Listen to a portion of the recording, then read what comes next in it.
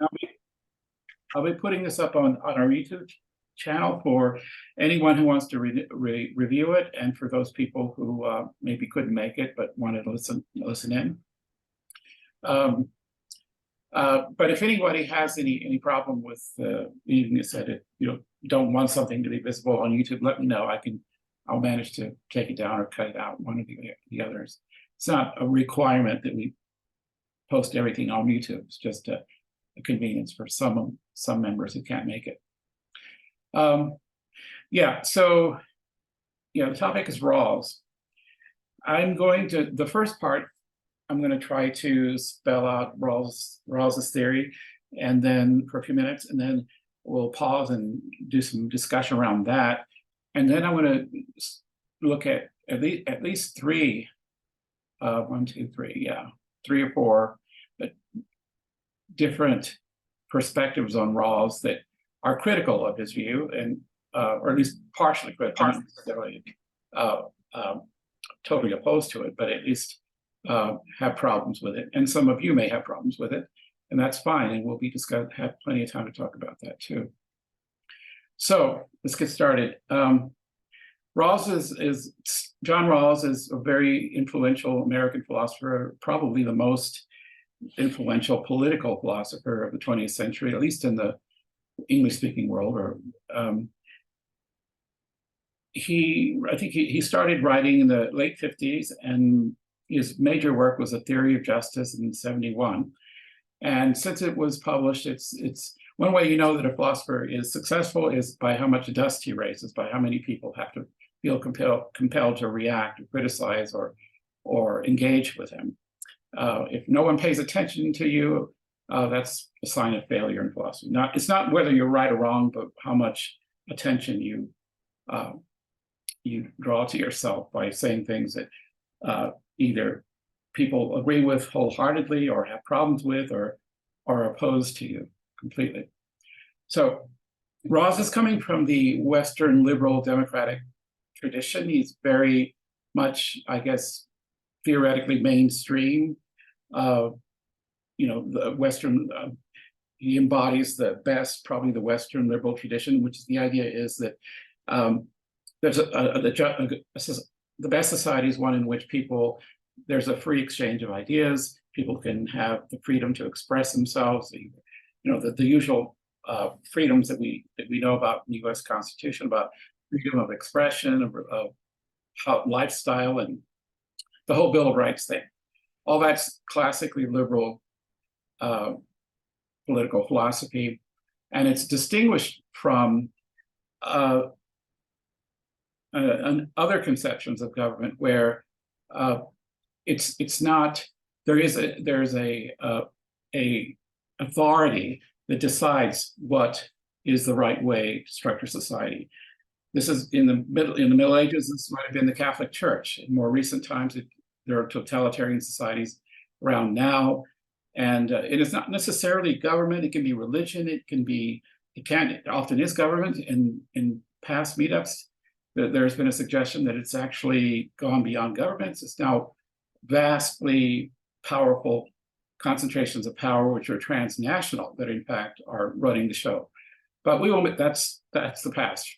Right now, we're trying to understand Rawls. And his idea was to put forth a theory of what a just society would look like. It's an idea that Plato tried to do back in 2,500 years ago in the Republic, but no one in recent times that I'm aware of has focused on it as much as he. And so he started out by looking at what he saw as power, or mostly economic inequalities, and trying to understand how it is that, for example, in the United States, you could have extreme wealth and extreme poverty, at least relative to that wealth, and how can that be justified from a moral perspective. He didn't think it could be, or maybe he did. He was trying to understand if it could be justified, and in the end, he did seem to justify it, or at least try to. It was, but only by by twisting some ideas around that not everybody agrees with. And even he himself may have changed his mind toward the end of his life, or tended to move away from the early interpretation of his work. So first of all, let me explain some terms that could be used a lot in this discussion that he used. He basically tried to imagine what a just society would look like by conducting a thought experiment which he called the original position.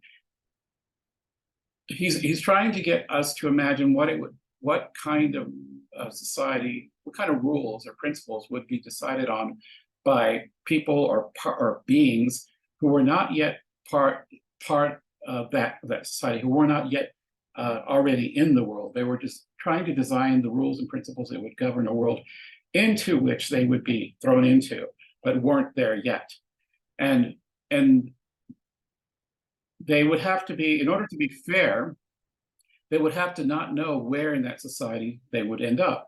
They would have to be behind what he called a veil of ignorance, not knowing exactly what many features that they would have once they were thrown into the world, things like race, religion, social class, gender, sex, almost any specific characteristic that could act as distort your objective assessment of what these rules and principles would be. In other words, if you knew that you were going to be born into a wealthy family, you'd be motivated to make sure the rules that govern society would be kind to people with wealth, or the other way around.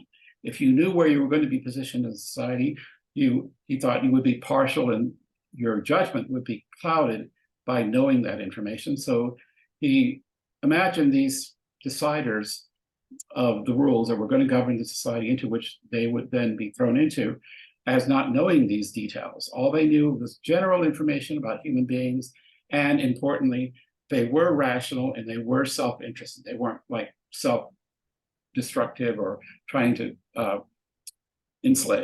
permit themselves to be taken advantage of. They were basically self-interested. They were egotist in one sense. But they would be egotists with a blindfold, not knowing exactly what their fate would be in the world into which they would be thrown into. And they would be rational, meaning the rules they came up with would have to be ones that that a rational being would want to have.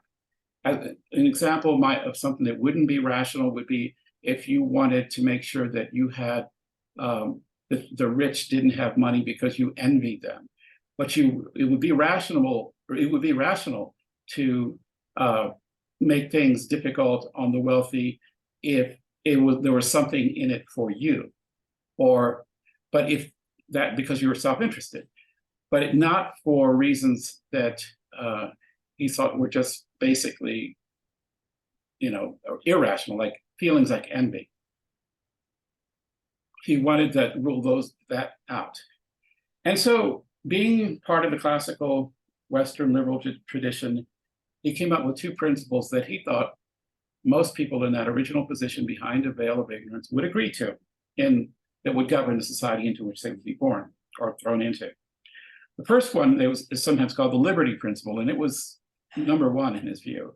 It's the idea that he thought that rational people would want to have as much liberty or freedom as possible, consistent with everyone else having it as well.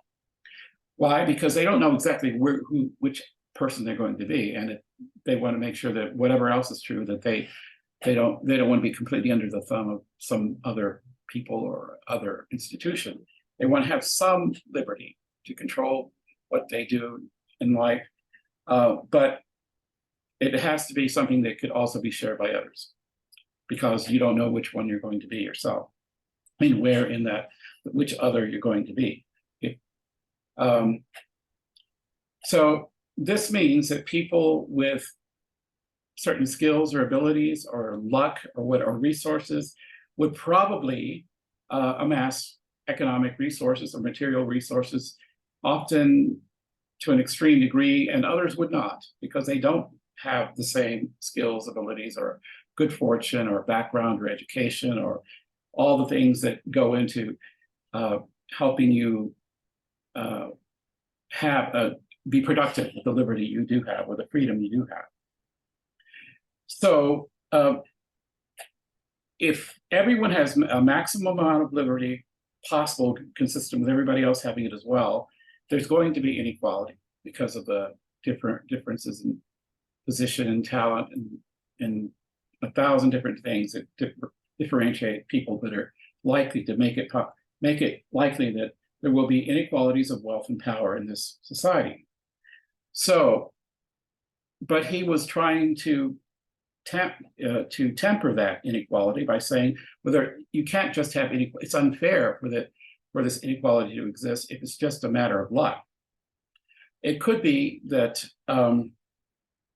that some amount of inequality, he was willing to admit, is helpful to making things better for everyone. The society would benefit from the fact that some people that certain inequalities would exist. And so long as that was true, that would be a justification for permitting that inequality to happen, to occur. Otherwise, it would be no justification for it. To illustrate this in concrete terms, imagine, like, why is it that brain surgeons, for example, get paid more than janitors do? The explanation John Rawls would give would be this, that someone who invests the time, energy, and resources to become something that is difficult to be good at, deserves more compensation than someone engaging in an activity that didn't require so much effort and resources invested into it. That's a meritocratic idea there, but there is a limit to this, though. The reason why it's okay to compensate the surgeon more than the janitor is because the services that a brain surgeon could supply would benefit the society in which the janitor and the surgeon and everybody else lives in, to a higher degree than being someone who can empty a wastebasket. And so that there's a certain amount of justice there. But at the same time, there is a limit to how much more the surgeon should be compensated for than the janitor. And here's the limit. Suppose the janitor, the surgeon gets compensated so much, and people in the same position as the surgeon get compensated as that much. It probably would mean that people supposedly, if there's no limit to this, the amount of the ability of the janitor to partake to be benefited by the fact that the surgeon exists would disappear. In other words, if the surgeon can't afford the services of the brain surgeon, that brain surgeon is being paid too much. Because for the justification for the inequality is that people at the bottom of the material ladder have to benefit from from the inequalities that exist in society. So that was okay, so long as you're doing something that's so productive and so helpful to society, even that benefits even those at the most unfortunate members of society, then what you're doing, then if you're compensated in such a way that makes you vastly unequal in terms of your wealth compared to the person at the bottom, that's okay, so long as somebody at the very bottom is being benefited by your existence, by the fact that you are being well compensated. If that doesn't happen, if the people at the bottom aren't benefiting any from the resources that people at the top have amassed, that is unjust. So that's sometimes called the difference principle. And so let me just spell this out. I'm putting this in my own words, but in the write-up, his own words are also used. So as a result of the people having maximum liberty possible, the maximum amount of liberty possible consistent with everyone else enjoying the same, as a result of that, it is inevitable that inequalities of wealth and power and the amount of liberty these make possible will emerge. This happens because we are motivated to produce goods by the prospect of acquiring wealth, but not everyone is equally positioned to exercise that motivation. And this is important, through no fault of their own. Thus, since the inequalities cannot be completely justified on meritocratic grounds alone, on the basis of their effort and hard work, that alone doesn't justify the inequalities. Some of the resulting wealth inequality that gets accumulated en masse demands mitigation by being redistributed to those least fortunate, so that the first principle above may be realized. That first principle is that there should be maximum liberty for everyone, consistent with everyone else having it too, including those people at the bottom. A society organized this way is just, according to Rawls, because it acknowledges the role of two things that are very important: effort, merit, work, hard work, and so forth, on the one hand, and fortune, luck, on the other. Justice has to work with both of these to shape society. This is his second principle.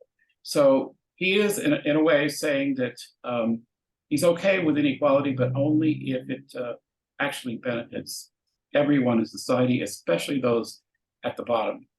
If it doesn't, then that justification, it loses. That inequality loses justification, and then it becomes necessary, just to, if necessary, tax people to bring that concentration of wealth down to a level that it actually does begin to help people at the bottom. And there are two important ideas here. One is the merit-based part of it. He does agree that people are motivated to work hard by the prospect that they're going to get something for it. And it's important to him that people do work hard, because only in that way are new things, new products, new innovations, do they come about, because people put extra effort in it. And he accepts that it's part of human nature that we will work harder when we are compensated more. And what he's trying to do is harness that tendency of human beings so that it does produce a bigger pie for everyone to share. But it's only justified if that pie is not hogged and by just a small number of people, and it's not benefiting society as a whole. And that would violate his second principle, the difference principle, which says, well, now if you amass that much wealth, it's time to take it away from you, because to help those people at the bottom. Now, another part of this is the luck, the fortune part. Some people don't think that merit is the sole criteria of whether you deserve to have what you have. And Rawls was one of them. He thought that a great deal of the way wealth is distributed has a lot to do, a very great deal to do, with pure chance and luck. It's not just your hard work. It's the fact that you were given the proper education, that you had the opportunities to express, to use that, to use your resources in a constructive way that was productive. And all of that depended upon a lot of other things being the case that you are not the author of. You don't create your own genes or your own parents. You didn't decide. We all come into the world in an arbitrary way. We don't get to decide what talents, what skills, what resources we're going to have. If we are fortunate enough to have a certain amount of that, and we do well, that's good. Effort does contribute to generation of wealth, but it's not ever entirely a matter of effort. Luck has a great deal to do with it. And that's why he feels it's not just to have a meritocratic society in which people have what they have because they worked hard for it, and that's the only justification for it. So that, in theory, would allow tremendous wealth inequality is not by itself just, because what enabled that to happen was a great deal of arbitrary luck. Okay, so let me pause here. Does anybody have any thoughts about this, or questions, or disagreements, or is it clear? Did I make it clear? Anybody, just raise your hand. Go ahead, James. James, you got your hand up? Thank you. I was muted. Yeah, I think you make it very clear, and so thank you. Every time, I've never read the book. I'm just lazy, but on that account. But I've watched all these videos, right, that explain it, and you went into more detail and kind of drove certain points home very well. I thought, compared to some of the general presentations I've listened to before. Also, in your introduction on Meetup, you also were very careful in explaining that there were a lot of oppositions to this, so it made me think harder about it. First question is, how is this just not simply anti-capitalism?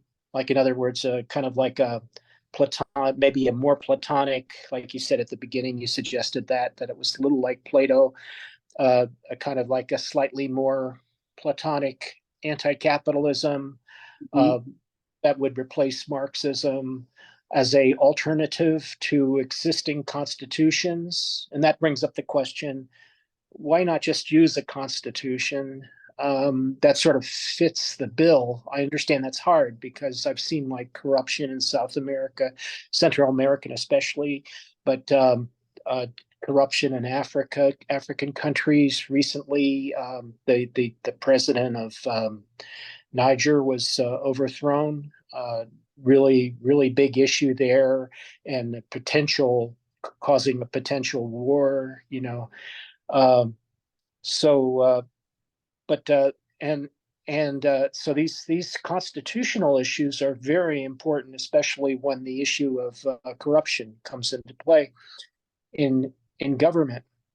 Why would this kind of government, described by Rawls, not be subject to corruption? How would it prevent corruption? And then the second question is, how would anxiety, what about the anxiety factor? Whenever judgments are made, especially by government, especially judgments that affect fate, right?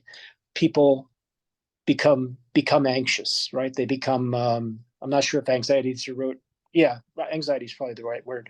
I think there's a dynamic between judgment and anxiety. So if you have any government at all, even one that's kind of like trying to determine the exactly right measured meritocracy and so forth, making judgments, then you have other people who feel that they're affected or feel they might be affected, becoming anxious about that and becoming politically motivated.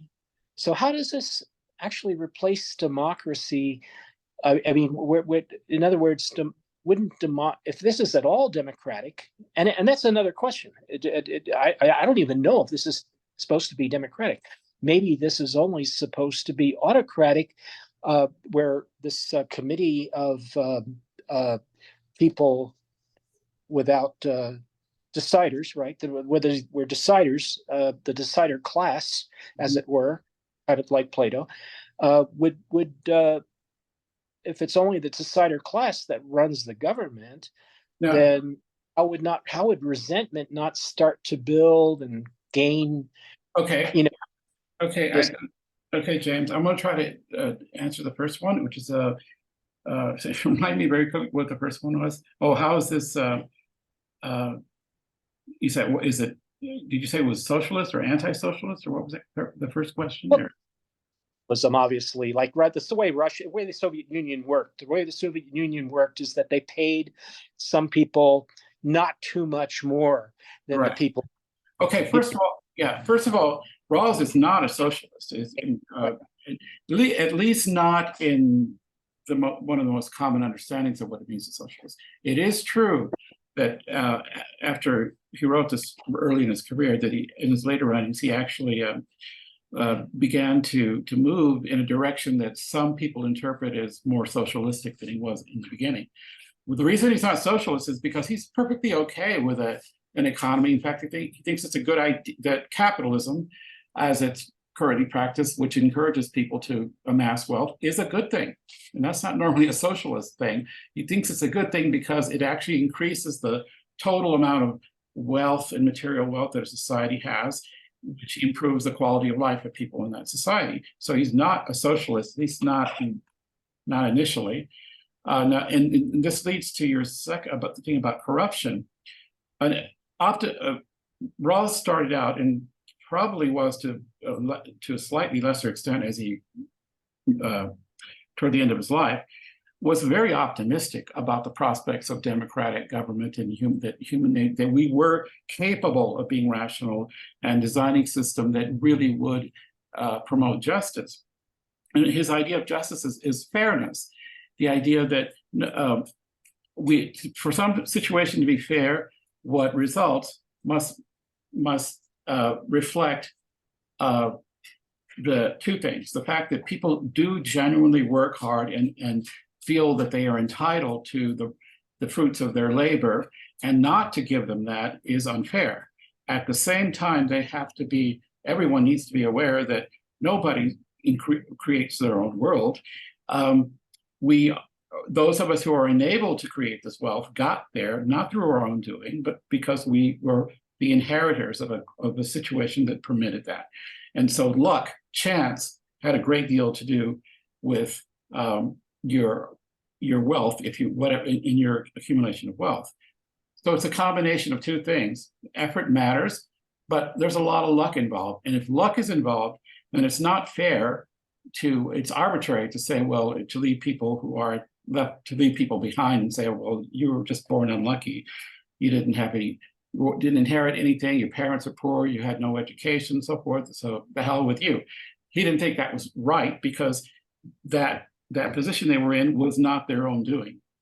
So he accepted parts of the idea that our effort matters, that merit is one basis for compensation, but it's not, unlike, say, one of his critics, which we're going to get to in a moment, Robert Nozick, it's not the only reason that only justification for your wealth. If you're wealthy, it's because you were very lucky, as well as perhaps working very hard. So no, he wasn't a socialist, at least and even toward the end of his life. And another reason he wasn't. Capitalist, not socialist. In other words, somebody who wants to moderate capitalism and be able to moderate wealth. You said moderate the wealth. You said that somebody could become too wealthy and so forth. Renounce that and say, in other words, are you basically arguing for the early Rawls? And it seems like you're switching sides a little bit. You did that the wealth be a problem and it would need to be moderated so that certain services could be affordable, or all of them maybe. I don't know what he said, but right. He was trying to moderate what he saw as the excesses of capitalism, that is, extreme concentrations of wealth. And if that's your idea of socialism, then he was. But that isn't one of the things that is not part of socialism is placing liberal or liberty on a pedestal, which he did. And remember, his first principle, it's okay, had to be liberty. People need to be left alone so they can exploit their own abilities to create wealth, and because they get compensated for it in proportion to the effort they put into it, or at least it happens sometimes that that's the case, that they should be given the leeway to do that. And it's a good thing that people are that way, because society as a whole benefits from it. That doesn't sound like socialism to me, but you are right that he is critical of the fact that if you leave things there, you're going to end up with some extreme inequalities, which offended him, his sensibilities. He thought that, because partly for moral reasons, because it's even if you are a person who believes that merit is the only justification for the mass for acquiring wealth, that's not. It's not in the real world. People we don't create ourselves out of nothing. We come from somewhere. Education, a background, the family, inheritance, the luck of being born in a country where you could do this as opposed to living in a country where you can't. All this is sheer luck. It's arbitrary. Because it's arbitrary, it was, in his view, immoral, unfair. And that's why you can't allow this unfettered forms of wealth inequality. It wasn't that but he still wanted to say that it is good that we live in a society where people have maximum amount of liberty, but there is a limit to it. It can't result in an outcome that really that doesn't acknowledge the force and power of luck. Anyway, Okay. I'm going to let someone else talk for a minute, but James, we can come back to this later because I mean you are raising some good questions. Does he allow for a separate legislature to sort of control liberty, or do the deciders control both wealth and liberty?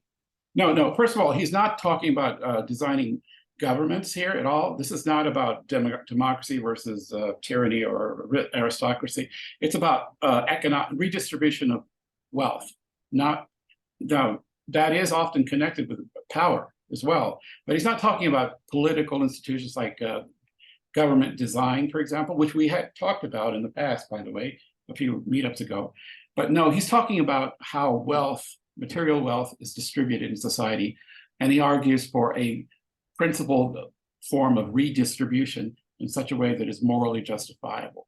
He's not in favoring any particular form of government. He is talking about a type of economic distribution. But you can't say that reassigning wealth is not part of government. In other words, that we're going to call that not government. Is that what you're saying? That because it's only about money, we're going to call it not government? Well, does he really? There's a lot of ways and that a lot of government forms that are compatible with redistributing wealth. Socialism is one, but even capitalism, even as it is practiced in the United States right now, there is socialism because we all have to pay income taxes. Now, there is a philosopher we're going to get to in a moment who disagrees with, who thinks all taxation is theft, and we'll get to that in a moment. That's when we get to his libertarian critics. But yeah. So we'll come back to this in a moment, James. You are asking good questions, and we'll come back to this. Establishment of the Deciders Club, or whatever they call it. James, are you going to let anybody else talk? Okay, James. I want to let Jeff go next, and then Tony, and then Todd. Okay, Jeff, go ahead. I'm going to be a little bit brief because my neighbors decided to have a party. I normally don't make it on Sunday because I'm usually out, but today I was home and I was really glad that this was the topic because I've been studying Arendt and Kant mostly the last few years, and we're always referring to Rawls, and I've attended a seminar for a couple of years, actually, a weekly reading, not always asking questions, and so I'm getting a lot of it by osmosis. So for this meetup, I sat down for a couple hours and I started to read A Theory of Justice. So I'm still in the first chapter, but it's as you said, I think it's not even. I think that the rebalancing comes in because he's got his two versions, but even that is just a step beyond where he starts, which it's basically a metaethical work, at least at the beginning, right? How could we decide? This is his spin on the social contract, and I think it's definitely a lasting contribution to philosophy. So that's just all, introduction. So the reason I raised my hand was because the second of his two things, the one that as long as it benefits people at the bottom, then differences. I guess it's called the difference principle. That it's okay. When he first introduces that idea, like in the first 20 pages, there's a little spot there where he says, "Well, if everybody doesn't agree, there's going to be problems." Now this is a work of what's often called ideal theory, right? This is all, which is perfect for these meetups, right? This is the conception of what philosophers do. They sit in an armchair and they think about the way things ought to be, which is fine. But there he's sort of, when he talks about, well, everybody needs to agree, that's because in the real world, which we have to eventually come back to, maybe not in this meetup, but basically, the people have a veto power, is what I would call it, right? It's like, and we're seeing that now. This is not just a whim. I see it in the news all the time. People are like, well, I don't care if it's reasonable. I don't like it. It's sort of, used to be called, well, blow the whole system up, Yeah. because it's not working for me. Yeah. So that, but if you think of that when you see this difference principle, then you get to this idea, well, but there's some minimum level. We don't know what it is, whatever it takes to Right. keep everybody playing along with the system. And that's the empirical spin as opposed to Yeah. the idealistic spin. Right. Yeah, Jeff, you said that one of the criticisms that's been made of Rawls, and he was very optimistic about how rational people are. I mean, and he wasn't, like you said, he's doing ideal theory. He's assuming if human beings or beings like humans were rational, these are the principles they would decide on. That was his claim. Are they rational? That's another question, and the answer is probably no. But if they were, he believes this is what they would decide on. Now, even if you grant him that assumption that people are rational, you still might disagree with him about that, but we'll get more into that. But yeah. Okay, I'll let Tony go next and then Todd. Go ahead, Tony. Hello, thanks, Victor. Yeah, you're doing a great job. So I think one of the things that will be helpful is, if people just have kind of a bit of an understanding, I suppose, of that different types of economies. I mean, they work on a spectrum. I remember very specifically a YouTube lecture that I was watching, and it was a basic economics course, and it was from a reputable university. I can't remember which one. I think University of Chicago, I believe. But I think the first lecture. So the professor was talking about there's no such thing as a pure economy. There's no pure capitalist economy. I mean, there's no pure socialist economy. They exist on a spectrum.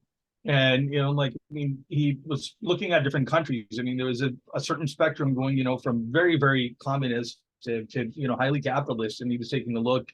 And for example, Canada was a little bit to the left of us, it was more socialist. And then he was looking at some of the Nordic countries.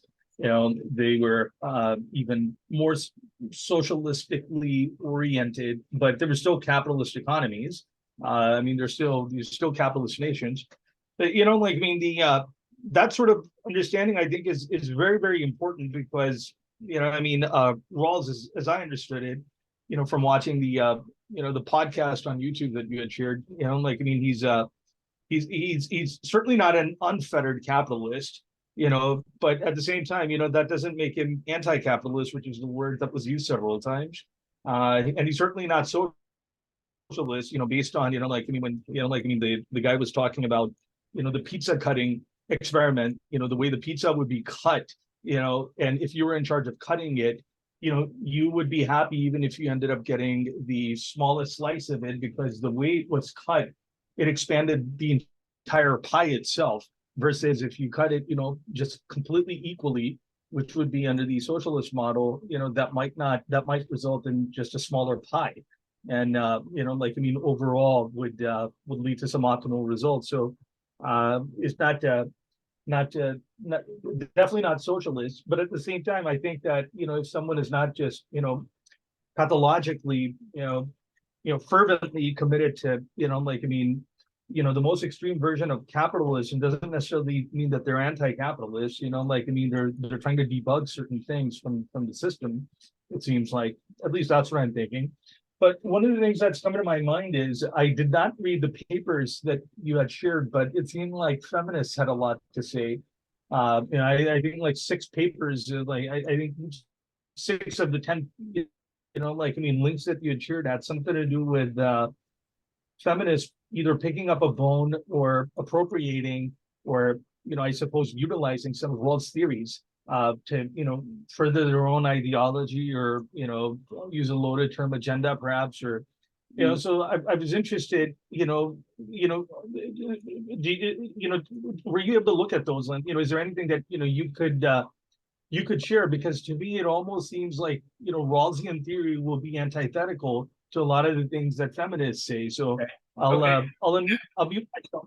Okay, Todd, thanks. I want to get to the feminist reaction to Rawls later, after we go through a few others. But yeah, it depends on which feminists you're talking about. There were some feminists who are quite sympathetic to Rawls' view, but they did have problems with it. And there are others who are more radically opposed to Rawls. And we'll talk about that later, though. That's going to be a step toward the end there. We'll come back to that. All right. So was that you, Todd, that just spoke, or was that? That was Tony, actually. Okay. Yeah. Todd, do you have a? I have just a quick thing about, I'm just trying to get my brain around what it, kind of the contract theory head that you need to get into to kind of understand how this kind of reasoning works. And it's always struck me that this is, it's been years and years since I've read anything even about Rawls, but it seems like a highly risk-averse bunch of people in the original position, right? Who are kind of coming up with these principles of fairness. Right. And one could imagine a bunch of people who are kind of less risk-averse, saying, okay, I'm willing to live in a society that does have just tolerate greater levels of inequality. And the trade-off would be it would allow for the possibility of more wealth concentration, accumulation. So there does seem to be an implicit idea about risk aversion here, and a level of risk aversion, and related to that, it seems like, and I guess this is a general question, like what's legit and what's not legit in considering what the inputs into the original position from which to make these, come up with these principles of fairness.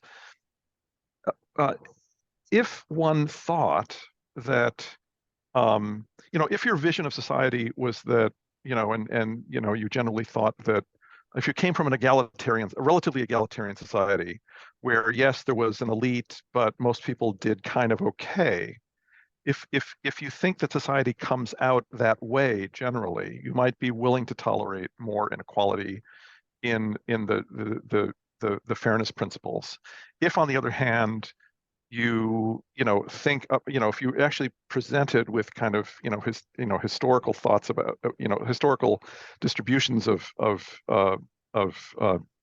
income and wealth, and you're aware of a highly unequal society, then you might be more willing to build in some fail-safes for the least advantaged people. So it seems like again, your mindset is going to have a lot to do with this. And obviously the obvious response to that is, oh no, you have to abstract from knowing about any kind of distribution of wealth or income in the society that you're going into. But there are things you already know in the original position that are clearly worldly facts, like that there are differences in endowments. There are differences, both endowments genetically, familially, culturally, in terms of income, et cetera, et cetera. So it does seem like there are a set of beliefs or facts about the world you're bringing into the original position, and it does seem like what those facts are might influence your set of fairness principles. That's what's one kind of observation, and maybe a question. Yeah. The other thing, and this is a very minor observation, but something, I read a little bit, wandering around the internet about Rawls, and I had always thought of him as offering this justification of kind of welfare state, basically justification for taxation, et cetera, but I came upon a discussion that actually said that he was actually very hostile to he did not like the idea of welfare state capitalism. That's right. For several reasons, among them being that he thought under traditional late capitalist welfare states, you would have they would develop large amounts of inequality that you would then have to tax away, so that there would be this post hoc redistribution that you'd have to do a lot of, and for him that would come too late to really mitigate these inequalities. which is kind of interesting because that raises, now I don't, and again, I don't know this about Rawls, not really knowing, but that suggests to me that he had in mind a social structure that would intervene at a much earlier stage in inequality production. That, you know, like I don't know whether that would mean putting caps on salaries, or like I guess that's a question. Like what the hell did he have in mind, if Well, not this post hoc taxation, right?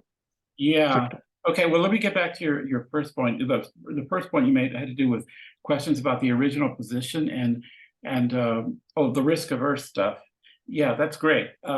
Because that is a major point of criticism of Rawls' views, because he assumes that people in this original position who are basically rationally self-interested, and they know certain basic things about human beings, that, you know, basic, that we need water, food, and shelter, that's it. But they don't know the details of where they're going to be, what conditions they're going to have to live in when they get thrown into the real world. So they really have very little information with which to make it seems like they have very little information with which to make very good concrete decisions.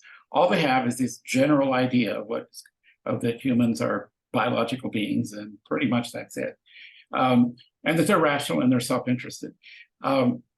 So this raises the criticism: how can these severely uninformed people be able to make such important decisions that are going to affect how the world is going to be? Now, the reason, of course, Rawls puts them behind a veil of ignorance is because he knows that if you know the details of where you're going to be thrown into the world, you're going to be naturally partial to creating a system that benefits you. And he wants to rob you of that information so that you back away and abstract and say, look, I don't know where I'm going to be in the world, but no matter where it is, I want to hedge my bets. I want to make sure that if worse comes to worse, I'm not going to be starving in some ditch somewhere. I'm going to have a life that's reasonably worth living, even though I may not be a billionaire or a millionaire.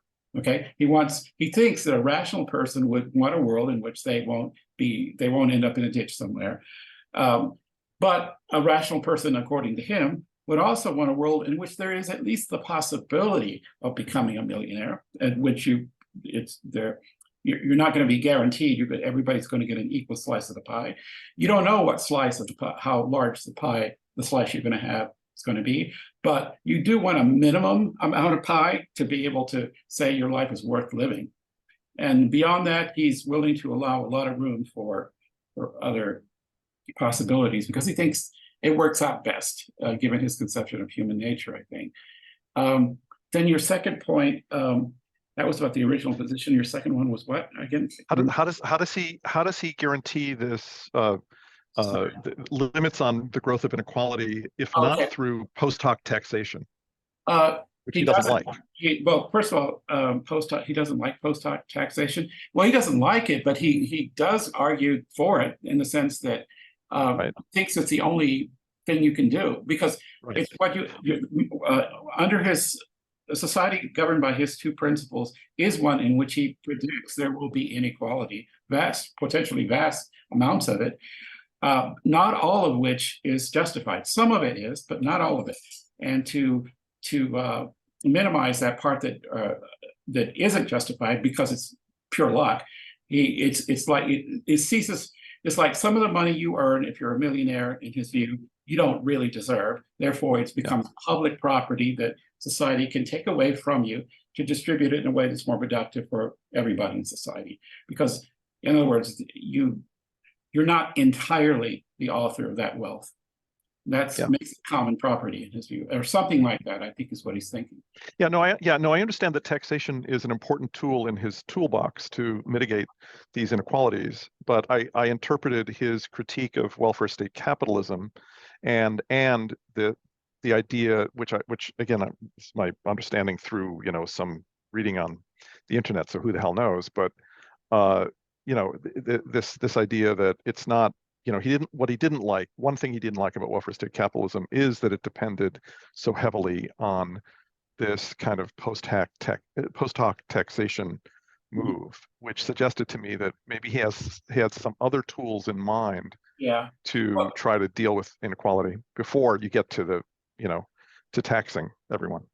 I don't know But that maybe he had not. other tools, although I think what he really didn't like about socialist or conventional socialist, he ends up moving a little bit more to the left as he progressed. But at least at the beginning, is he does remember the first principle that we've been talking mostly about the second one. There's a hierarchy here. That first principle is like an axiom. He doesn't. He just thinks that liberty, freedom to have some control or autonomy over your life is absolutely required in a just, fair society. That has to be built in from the beginning. Not everyone agrees with that. We're going to see in a moment, but because I call it he pedestalized this value of liberty up there, up front, and then he talks in the second principle about how to mitigate the worst outcomes of having that liberty. It's a way to soften the extreme inequalities that will probably arise if you give everybody a maximum amount of liberty. But he does place it first. He never changes his mind about how important that liberty is. He does begin toward the end of his career, begin to wonder whether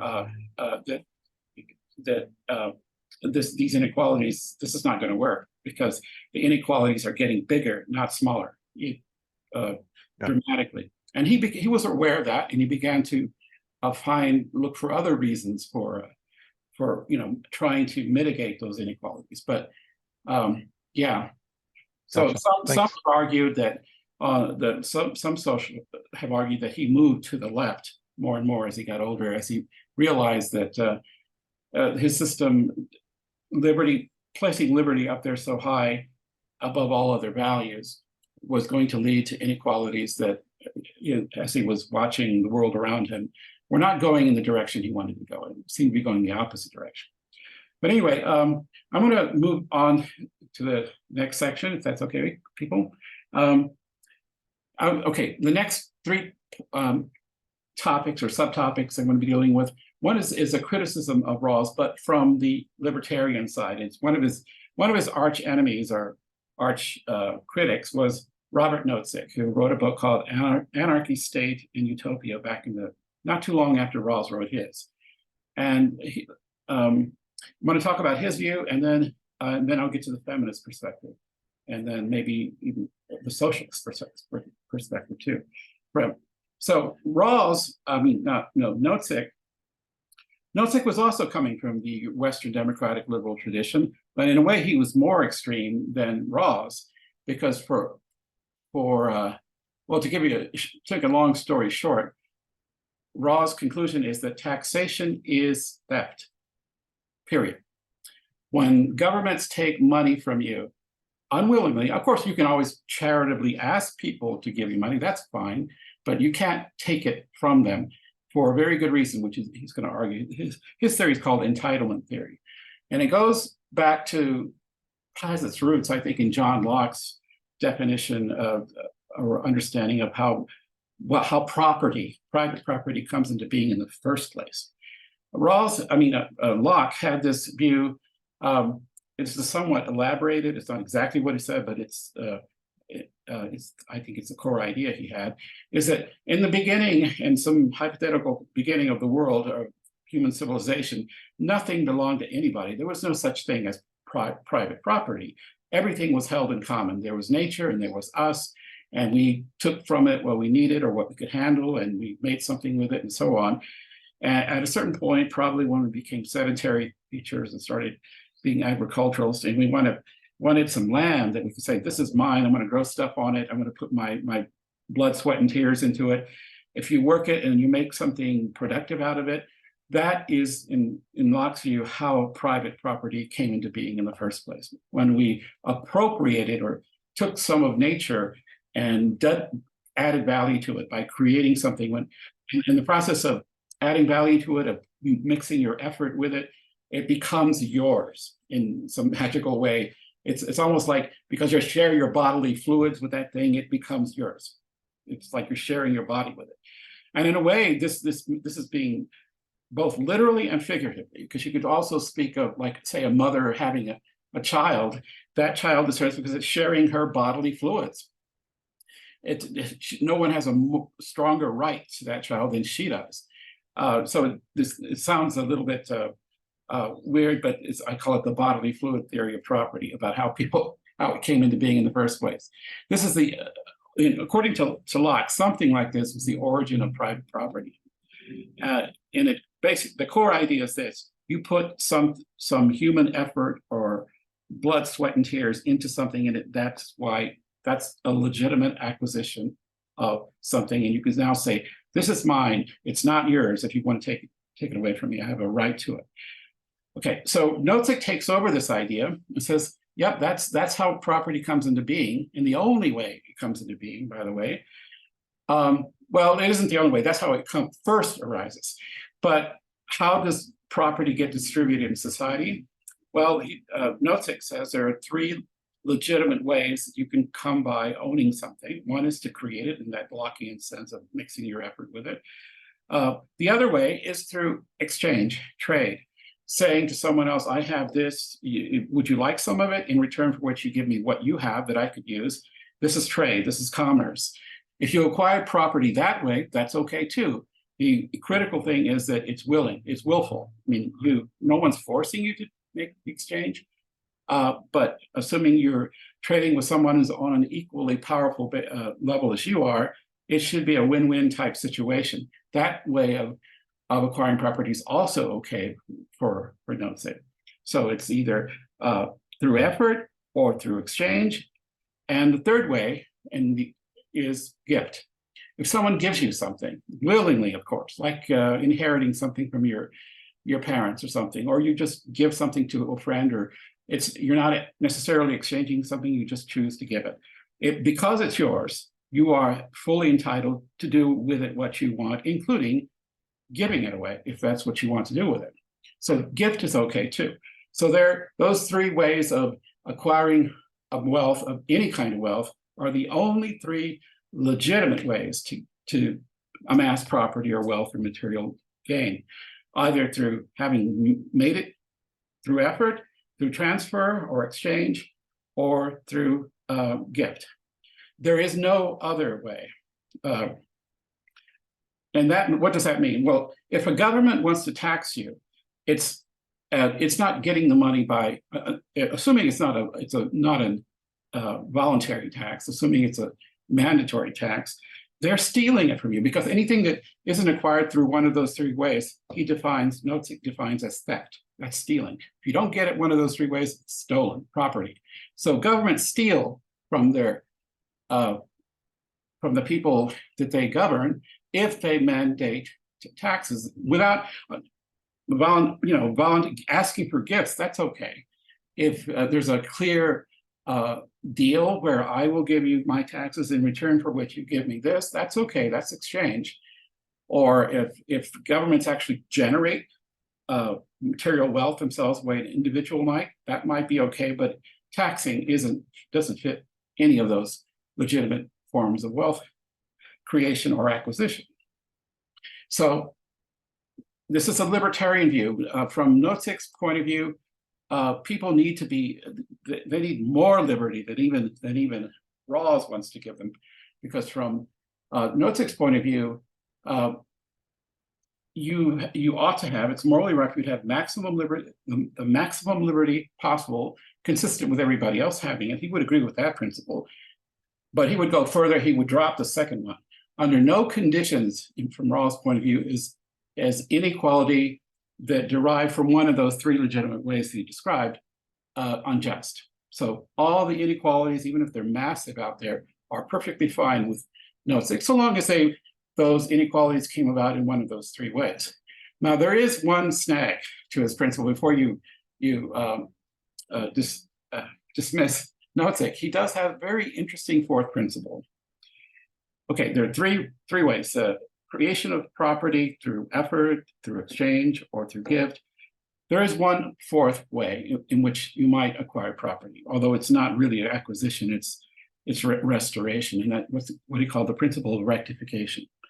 And this happens when, at some point in the past history of that property, it was not acquired in one of those three ways, but was stolen or taken from you, or from It was not, it just didn't get amassed through one of those three ways. If that's the case, then it is perfectly okay to acquire property because that used to be yours rightfully, but it was taken from you and then you got it back. That's called rectification. This has an interesting consequence because Rawls was not actually apologizing for the existing capitalist system out there. It sounds like he is, but according to his core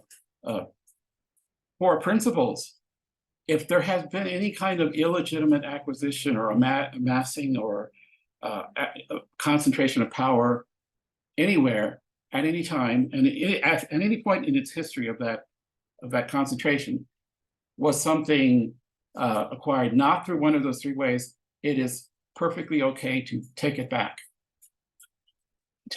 So what does this mean? And Rawls not Rawls, but Nozick thinks that a great deal of the concentrated power that is in the world today, in the real world, didn't get there through one of those three ways. It was a great deal, people stealing, basically. It could be going back in history, countries conquered other countries. They stole their property, stole their land. There was murder. There was all kinds of criminal activity in the history of the world that led to the kinds of concentrations of power that we see today. So if you follow those consequences, almost all of the amassed or acquired concentrations of power or that exist in the world today are illegitimate. So then it is okay to take it away from where it's at and redistribute it in some other way and then from then on, make sure that property only moves from one place to another in one of those three legitimate ways through effort, gift, or transfer. So if you follow Nozick's conclusion, the only way to set the world right would be kind of a gigantic reset where you take everything away from everybody and start over and say, okay, from now on, it all belongs to nature, it's common property. You can make it private, you can make it yours, but you got to do it in one of those three legitimate ways. And then from then on, assuming people stuck to that program, things would be just. But the world, the way it really is right now, is not just the distribution of power, because all kinds of injustices in the past are violations of those first three forms of property acquisition, or the history is full of it. So let me pause there. And okay, so where he disagreed with Rawls in that important, especially about taxes. Rawls thought taxes were justified if it's necessary to improve the lot of those through no fault of their own people at the bottom. You may need to take money from the people at the top and give it to people at the bottom, according to Rawls. But according to Nozick, no, taxation is theft. It's not a legitimate way to acquire property. You have to go back to one of his three original legitimate forms of property acquisition. And since the real world isn't that way, it seems to follow from what he says that, well, we should just take all property away from everybody and start over. Anyway, let me pause here and see if there's any reactions to Nozick's view. Anybody have any thoughts about it? Go ahead, Todd. Yeah, no, you just blew my mind, and I had never realized there could be a Nozick argument for Black reparations or compensation or whatever. That's really interesting. Yeah, it's one of his three. He's got a fourth principle. A lot of people just see those first three; they don't see the fourth one. That fourth one, in a way, undercuts what the first three allow, in a way. Right, right. Just a couple of very minor things. I love your bodily fluid phrase here. There's it also strikes me that this is exactly what we mean when we say sweat equity. Yeah. Right. Sweat equity is the production of ownership rights by working, by putting work in. Right. So that might be another phrase. The one thing that always puzzles me about Nozick, I guess, is even the most conservative economists discuss market failure and the problems of market failure, and a major market failure is free riderships, free ridership situations where or some people call it missing markets.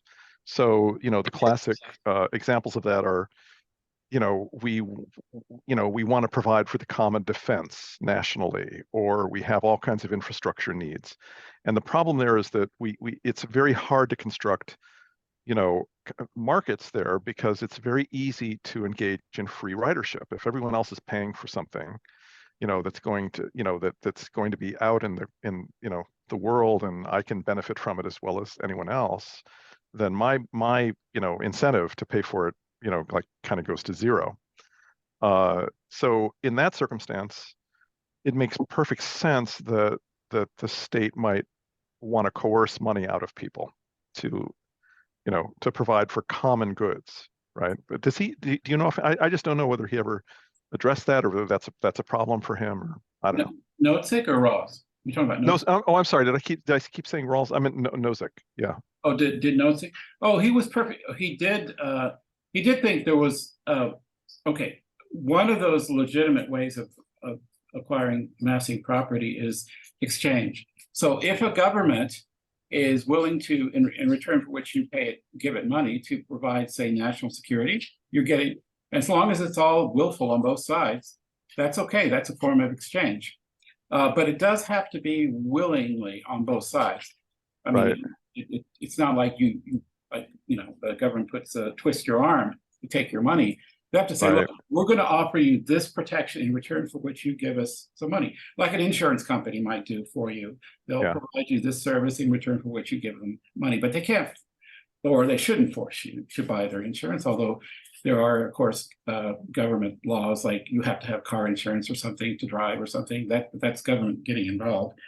So in other words, go ahead. Yeah. So in other words, Nozick, it kind of ignores the game theory problem here. That if I knew that the majority of people would kick in to provide for the national defense, I could opt out, because I could benefit too. You can't defend the whole nation without defending me too. Mm-hmm. But we're okay. So we're not at the level of kind of game theory where people are gaming this out, and which is fair. That's fair. I'm not sure. You may. To be honest with you, I don't know exactly the subtleties of Nozick's argument. He may have an answer to that, and it is a very good question, because obviously Nozick did promote the idea of what he called a watchman state. A watchman state was his view of minimalist government. What he mean by minimalist? He meant only the government that you need to keep the wolves at bay who are trying to take over you and imprison you and enslave you. Just a minimal defense, not about acquiring more power or control over the world, but just protecting what society and what it has and its way of life. That's it. And providing maximum freedom within that society, but protecting it from external threats. And if it's necessary for people to contribute to that effort of like national security, I think he was okay with that. But and I think you're right. There's something. What if some people did agree to contribute to the national security voluntarily? So we're going to give you so much money in return for which you protect us, like you would hire a private security guard to protect your property. Fine, there's no problem with that, but it's voluntary on both sides. And what about free riders? What about people who were going to benefit from that security but didn't want to pay for it? And that's a good question. I'm not sure, as a practical matter, I don't know what he would say about that, but that's a great question. I just don't have a quick answer for it. Thanks. James, go ahead, James. Yeah, I just want to be brief this time. This makes a lot more sense to me. Nozick said that it's always, for me, the libertarian position has always been very logical, very consistent. Nozick seems to be very consistent, very reasoned, rather than liberal.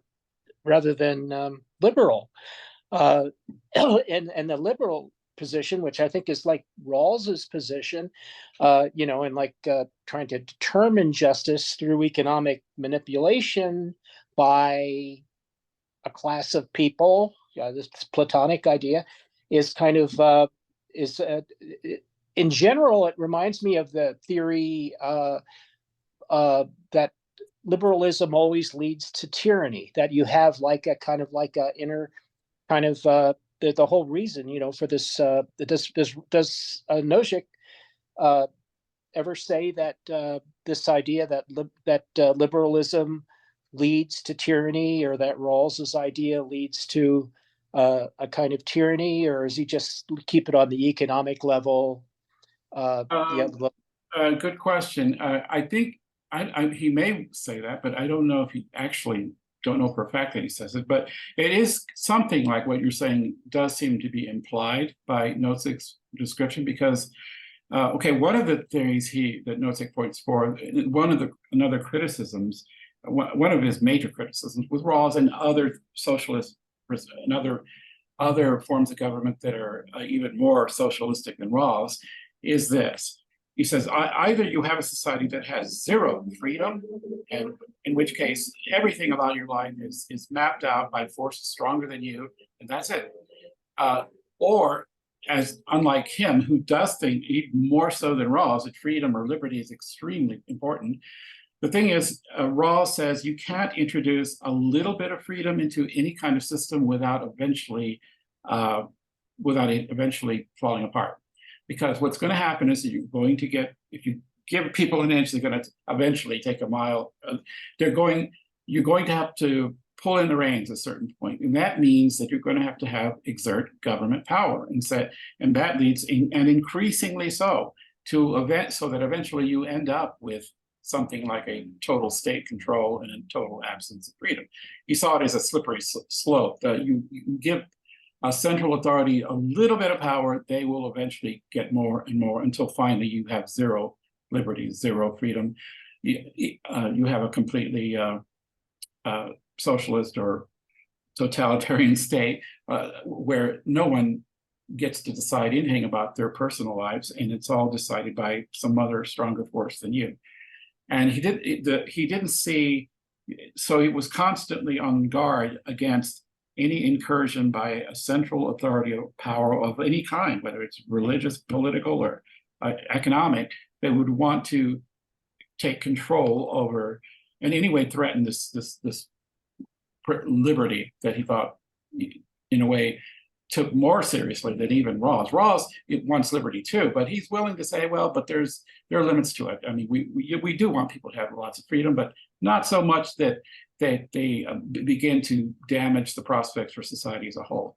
Whereas Nozick didn't see any problem with it at all. Now, remember, he did say he was highly in favor of encouraging people to voluntarily give up their wealth. He was all in favor of voluntary organizations, charities, for example. He thought the wealthy should be giving lots more to charities so that the government doesn't have to exist to force them to do so. So it was all about increasing autonomy. And yes, you have a moral obligation to take care of the less fortunate, but it can't be a legal one. That's because that would be forcing your hand. That would be like theft. That's what his perspective on that was. Anyway, all right. So before we see, what time is it? Yes, 5:20. Okay, good. I'm sorry, it's a different time there. Okay, before I go to, I'm going to end up with the feminists, because in a way, they have the most radical critique of all, which I'll get to in a moment. But what do the socialists, the real socialists, think of Rawls? For one thing, the first thing they're going to object to is his placing of liberty in that first principle above all other values. Because many socialists, I mean, there are degrees of socialism, of course, different kinds, but the classical socialist doesn't place liberty as freedom as being the thing that is at the top of the list of human values. They have a different scale of values in which things like the welfare of the community as a whole, or the species being, as Marx might put it, the larger group of people, their well-being, their collective well-being ranks higher than anything else. And so that's what you're trying to improve and make as good as possible.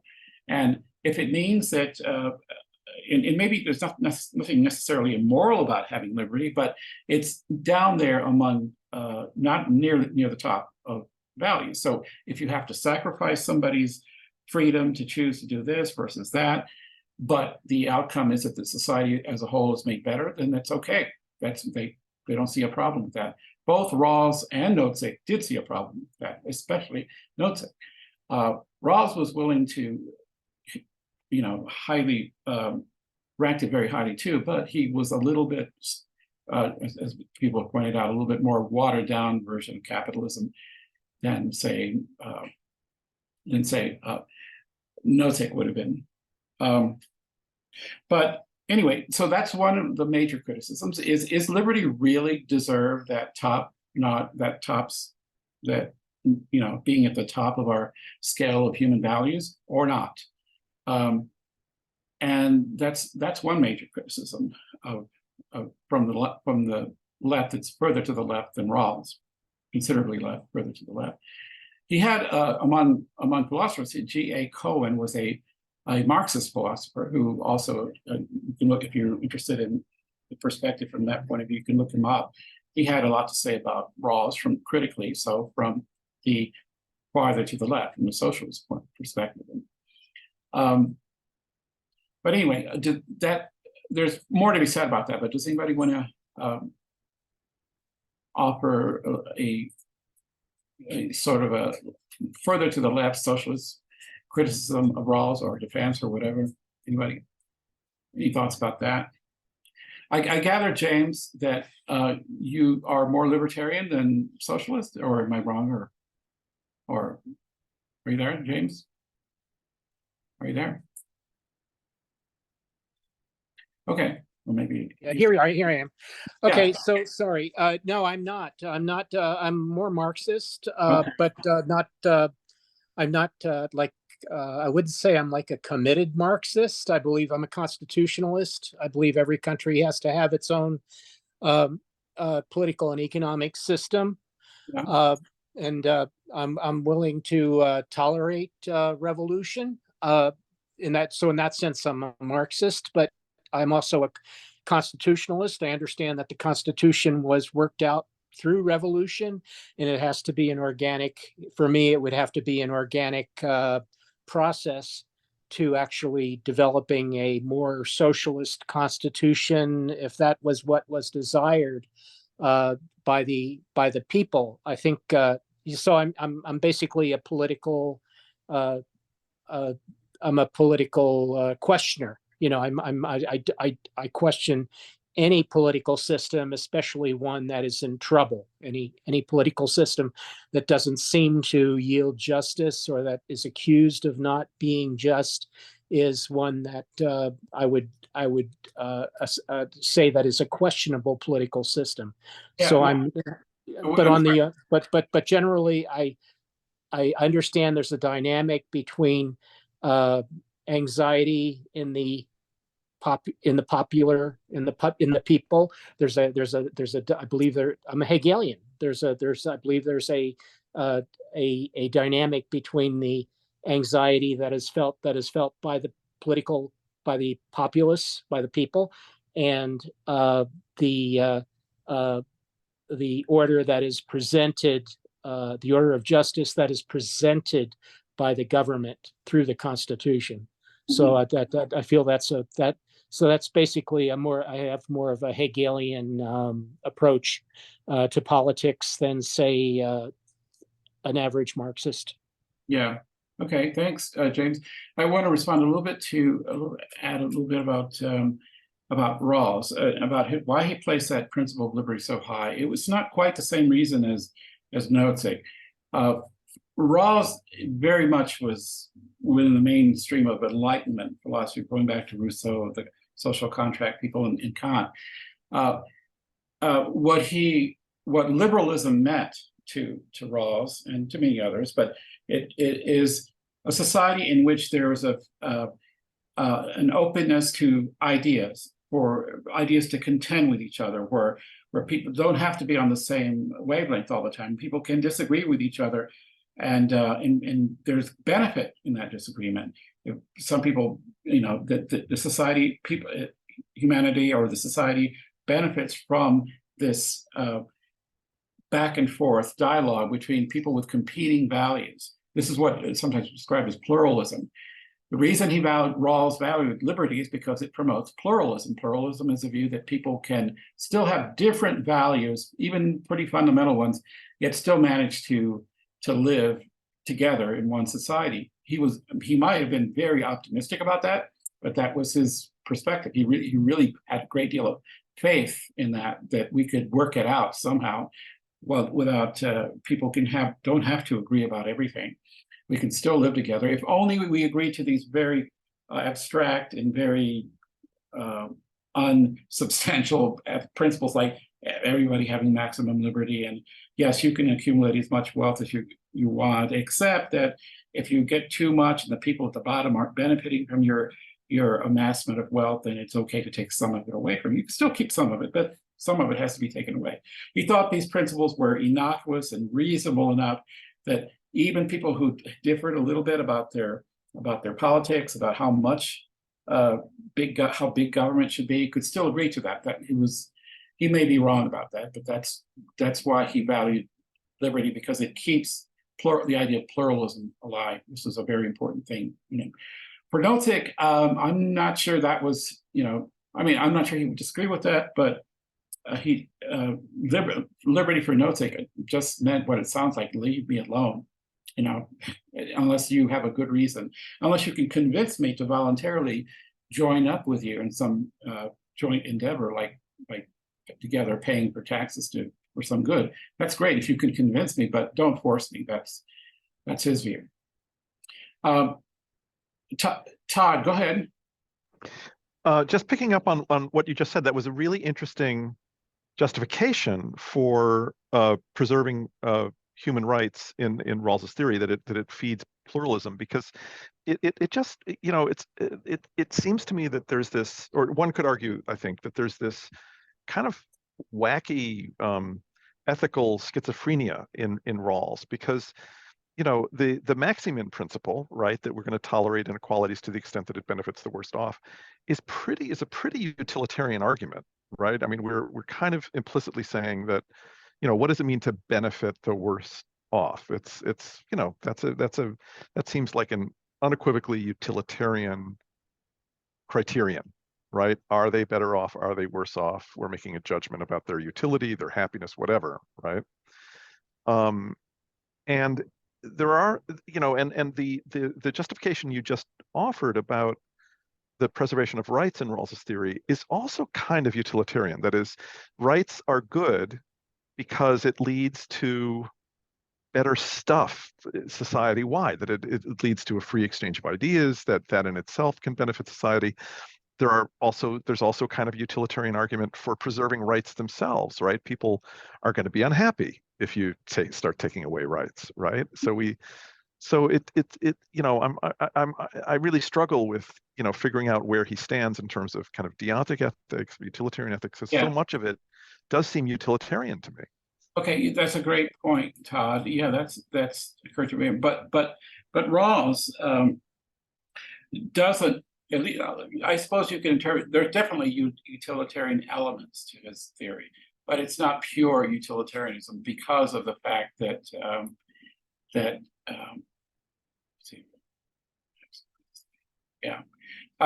because of the fact that he one thing he didn't like about pure utilitarianism is that a pure utilitarian is perfectly willing to sacrifice totally the individual for the benefit of the many. And this was not permissible for Rawls. Remember that I guess we keep focusing on that second principle, but the first one is liberty.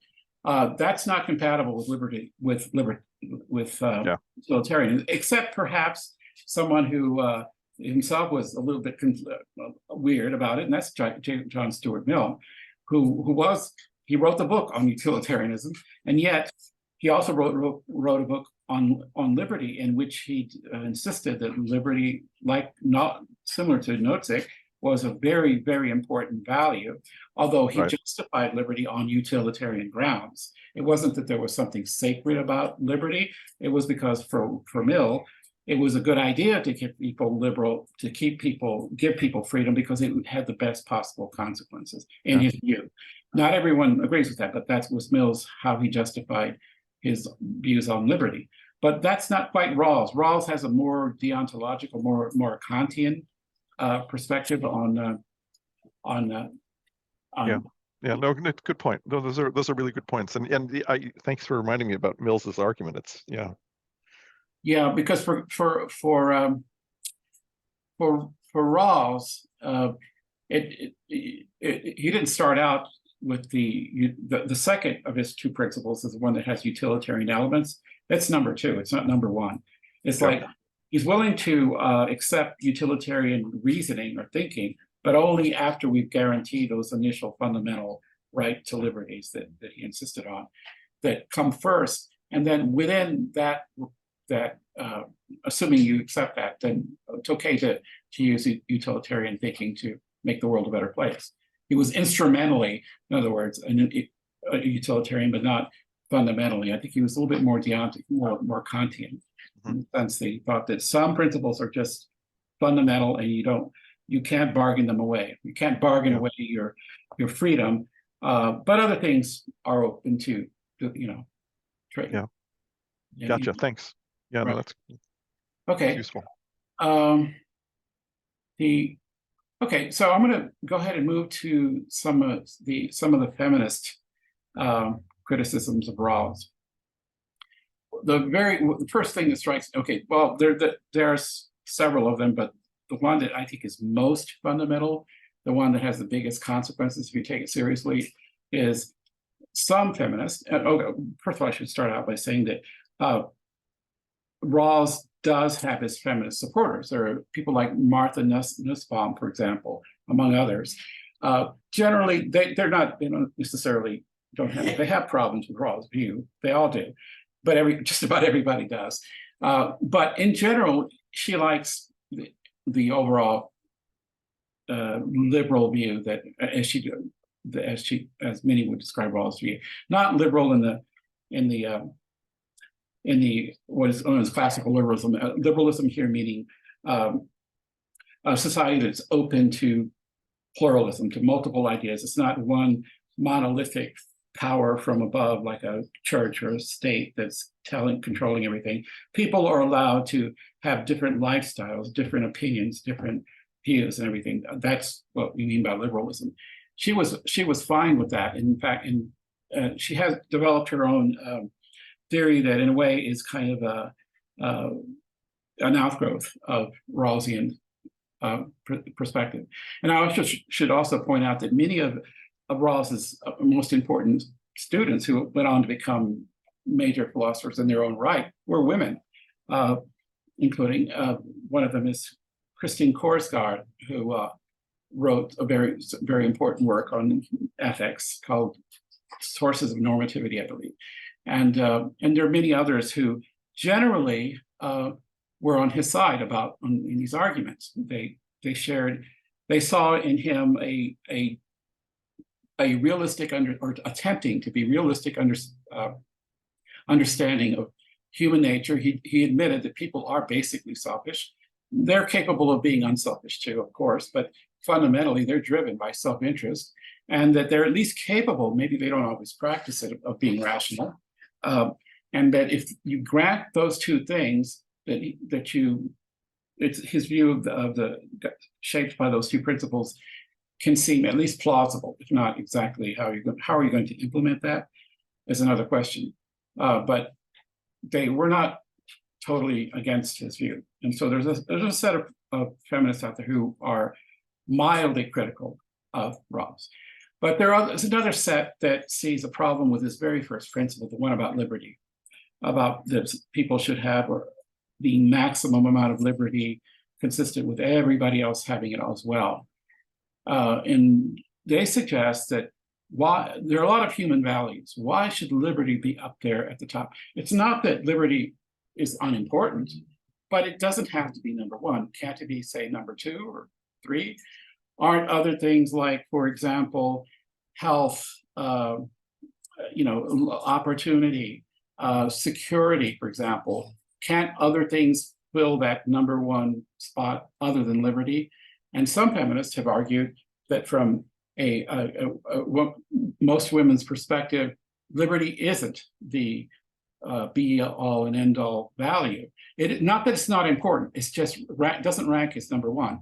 It may rank as number, say, two, maybe even lower, but it's what does rank number one for them, or more commonly. In fact, there were some surveys done years ago about this, in which men and women were asked to rank their, they were given a list of 10 or 12 different values in life, things like well-being, health, opportunity, freedom, security, and so on. I don't remember everything on the list. And liberty, like Rawls intuited, was at the top for men. And it was very near the top for women too, but it wasn't at the top. At the top for women, it was security. So if you were to say restate Rawls's two principles, substituting security for liberty, which doesn't say that, doesn't entail that liberty is important. It just means maybe there's something as important or at least as important, maybe more important than liberty, it would be security. What do they mean by security? Well, you could probably imagine that many feminists feel that women do not feel secure in the world in the same way or in many different situations as men do. Just physically, from being not as strong, from being for a very long time marginalized and second-class citizens, not being allowed to vote until very recent times, for example. There's a almost inherited sense of low self-esteem relative to males, and all this has put them sort of always on the defensive, always in the sense that not that they didn't want freedom, but before they wanted that, they want to make sure they're okay, that they're safe. And this is why security for them, and by safe, they mean safe from all the trials and tribulations that can afflict, like for example, basic needs met, for example, not fear of not having to worry about what could happen to you walking on the street at night, for example, or what happens if your spouse, who makes a lot more money than you, dies, and then you're left with a lower paying, having to live a lower standard of life. By security, they mean all that. They mean that a society that maximized security might rank higher in their estimation than a society that maximized liberty. And there are even more sophisticated arguments. One of them goes back to the 1950s or early 1960s by the British philosopher named Isaiah Berlin, who identified two kinds of liberty or freedom. And there's another, okay, one is that not all feminist philosophers agree that liberty should be at the top. And the other is, even if they do agree that liberty should be at the top, even if they're friends of Rawls and agree with that, they still might interpret what liberty means differently from men. And back in as I was saying, in the late 50s and early 60s, Isaiah Berlin, he wasn't even talking about feminism or men and women. He was talking about how he saw it in Western history, especially, two distinct conceptions of liberty. One of what you called negative liberty and the other called positive liberty. And negative liberty is the kind that we're maybe most familiar with. It's the John Stuart Mill, Robert Nozick type of liberty, which is just that it's a liberty, we call it freedom from outside interference in your life, like government telling you what to do. It's like leave me alone kind of freedom, that kind of freedom. It's negative because it's about, I don't want that external power to tell me how to live or what to do, okay? That's one understanding of freedom. To be free is to not be fettered by outside forces. But there's another kind he identified. It's called positive. He called it positive freedom, or freedom to. They're sometimes called the prepositional freedoms because the from and the to. Freedom to is the ability to engage, to participate, to be part of something bigger than yourself. Like, for example, participate in government, participate in decision-making that on a large scale or at any level, really, to be involved, engaged, as opposed to locked out or shut out. That this would include things like freedom, opportunity to get ahead, to basically get involved and engaged. It's a participatory type of freedom, as opposed to leave me alone kind of freedom. You call this positive freedom or freedom too. And it's the second kind of freedom, or liberty, if you want to call it. I'm using the words pretty much interchangeably, that is much more appealing to many feminist thinkers. They too they can have a society in which you place freedom or liberty at the top, but it will have a slightly different inflection, a slightly different meaning than it does when you're male. It means you want this more likely going to be this freedom to participate, this freedom to, rather than the freedom from of the libertarians and John Stuart Mill, for example.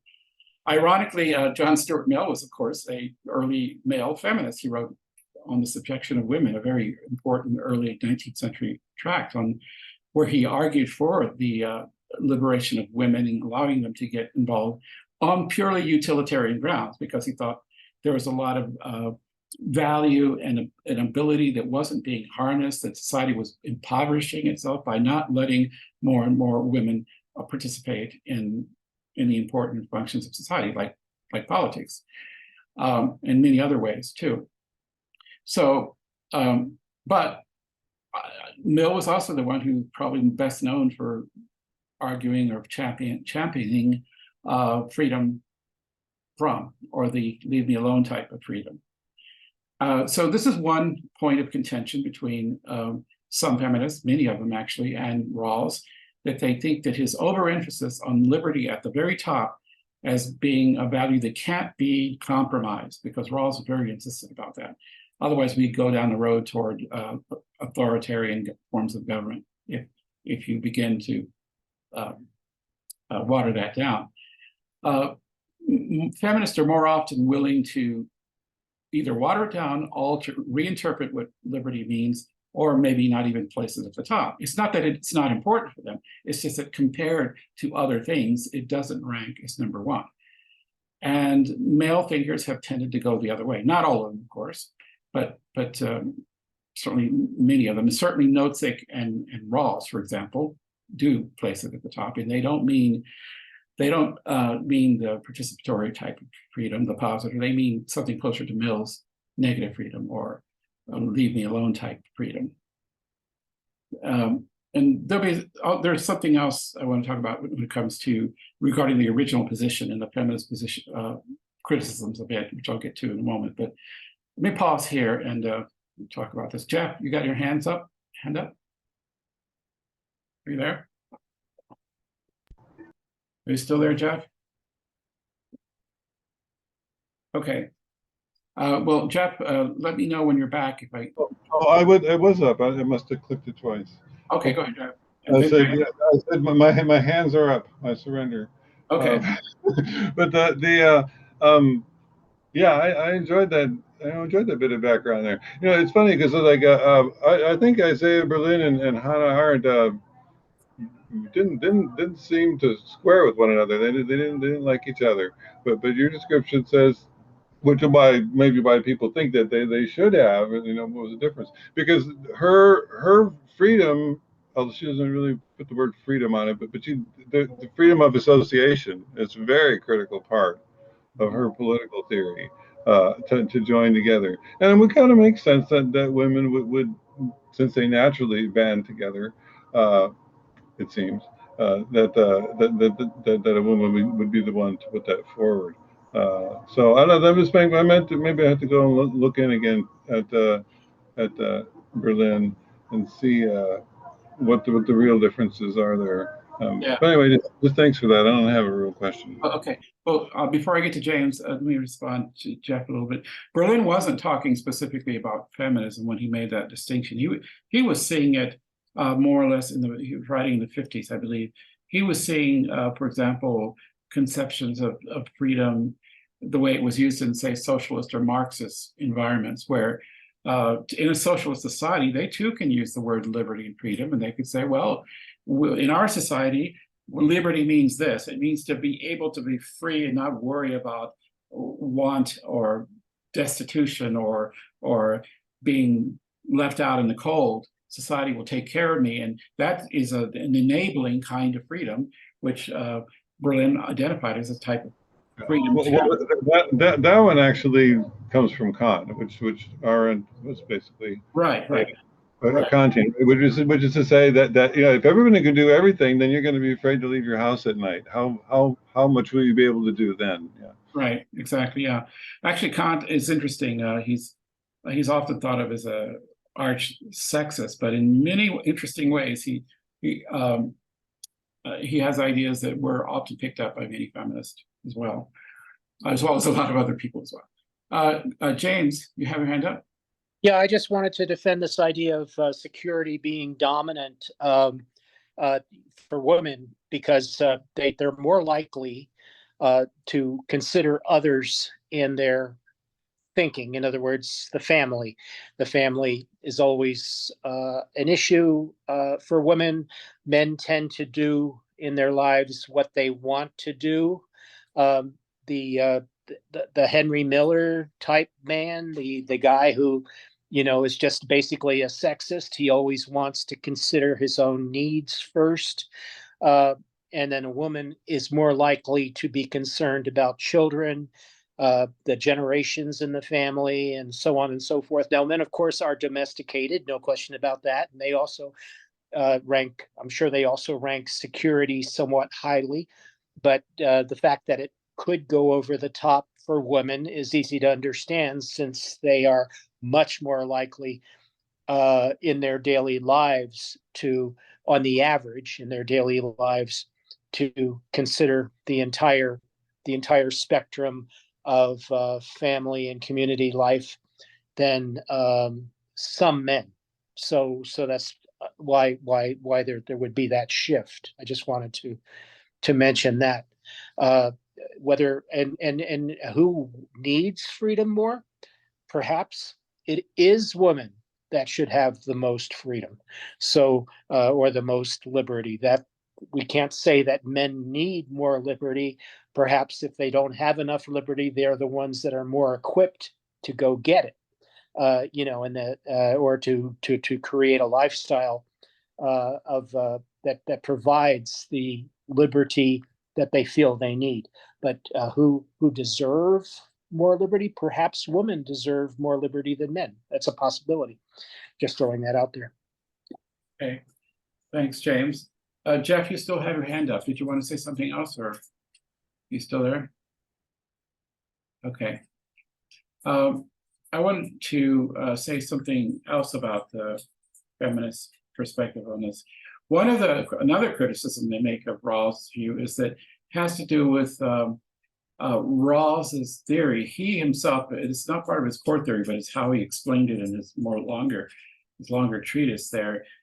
He took the kind of rights and liberties that he was concerned to protect were those in what he called the public sphere, meaning outside the family, he was talking about political life, economic life, outside the family, with these rules, this first principle of liberty and principle of difference, where you can amass power as long as the person at the bottom benefits from it. All that was about the world out there, outside the home and outside the family. He did not, and he specifically said so, mean that these are the rules that should apply within a home, within a family. There, he insisted on, some would argue, really old-fashioned values like, well, just love and affection. People within a family should treat each other well for those reasons, because of these love and affection bonds. That should keep people behaving correctly within the family. You don't need these rules that he's talking about for in domestic situations. You need them outside the home when you're dealing with strangers or public situations. Things having to do with public power versus in the family type of power. And this also had a negative reaction from many feminists, because they said it basically perpetuates the kind of internal family dynamic that allows for women to be abused at home or exploited, because it says, oh, well, outside the family, it's okay to have maximum liberty, but inside the family, we all just treat each other nice. We don't need rules about it. And they saw there was plenty of room for abuse in this, because then that means that the public rules don't apply in the family, which means you can get away with all kinds of violations of Rawls's two principles, so long as you're doing it within the private sphere, not the public. And this also did not sit well with a great many feminists. James, go ahead. You had your hand up again. Not really on that subject, but I did want to mention that Arendt, even though she had her own ideas, she was a Heidegger student, and that kind of explains why she's not a neo-Kantian like Isaiah Berlin. Isaiah Berlin would more or less take a Kantian approach to his analysis, and Arendt would have the Heidegger critique of Kant, that you can't maintain the subject-object divide. You have to integrate one's ideas about objectivity with the subjective, with one's subjective, the importance of the subjective point of view. So first, so is kind of a that explains that difference, I think, that Jeff was talking about, between Arendt and Berlin, not necessarily agreeing with each other on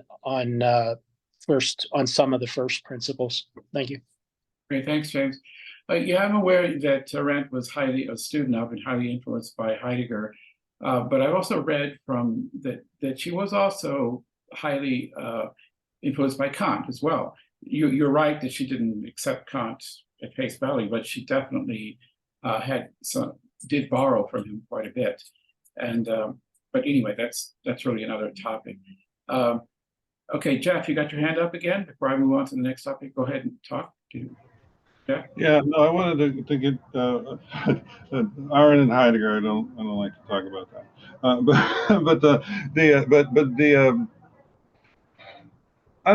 Arendt does talk a little bit about this, that the rules of the family are not the way we want to run our public world. She leaves that room for it, so in that sense, she's complicit with, called, let's say, patriarchy. But then again, she wrote that stuff in the 50s, so what else could you do? You can't just expect people to be up to date with every decade that comes after them. But I'm seeing a lot of, my new project is probably going to be something like applying David Graeber to these philosophers that are kind of on the fringes of things, like Arendt, and seeing how much that adds, or to Kant himself, but to his, not to the critiques per se. And it talks about this, that basically, the whole idea of, well, think about it. The home's called the domicile, right? Domestication. That's the same dom as in dominate, right? We always attribute that to men because they sort of took over the reins of that. But it really originates in the family. The woman controls everything. And still a lot of families today are basically run by women, even if only because of the absence of a man, perhaps. Maybe the man's gone because he thought he was going to rule, and it turns out that he didn't. So I don't know.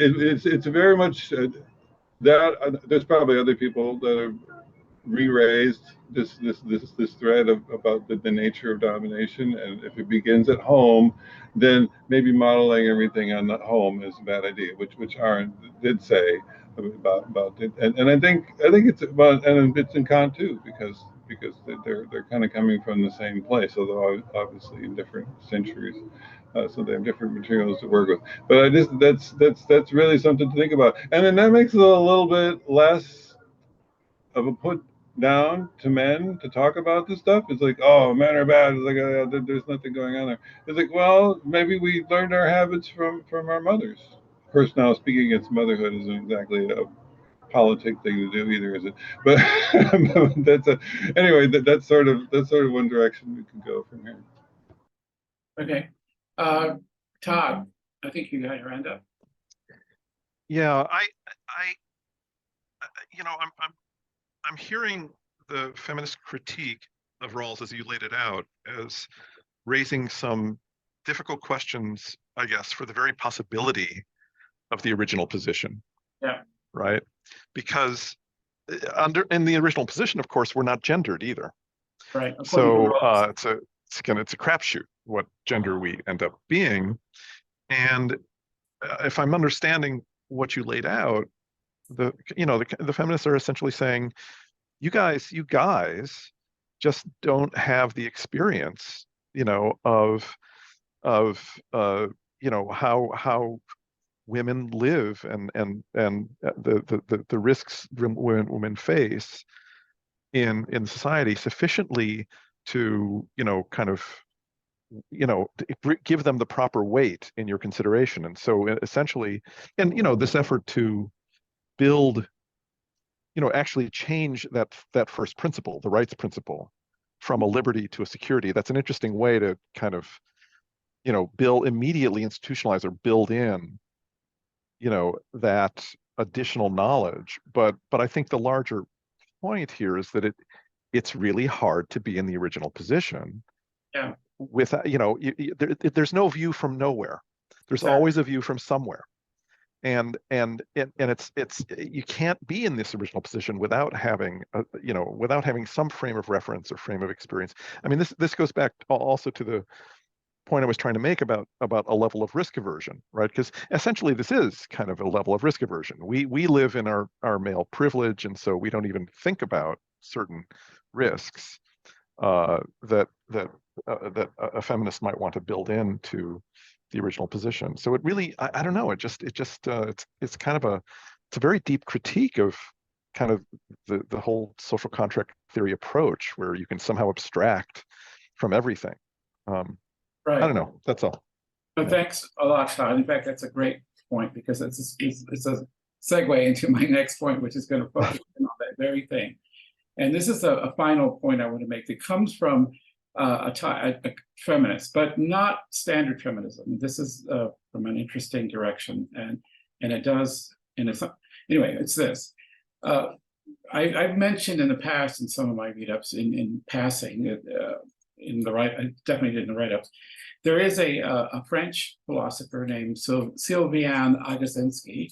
She wrote a book about 10, 15 years ago called The Parity of the Sexes. By parity, she means parity, meaning parity as in similar to equality, but not the same. Not like a parody as in a satire or something.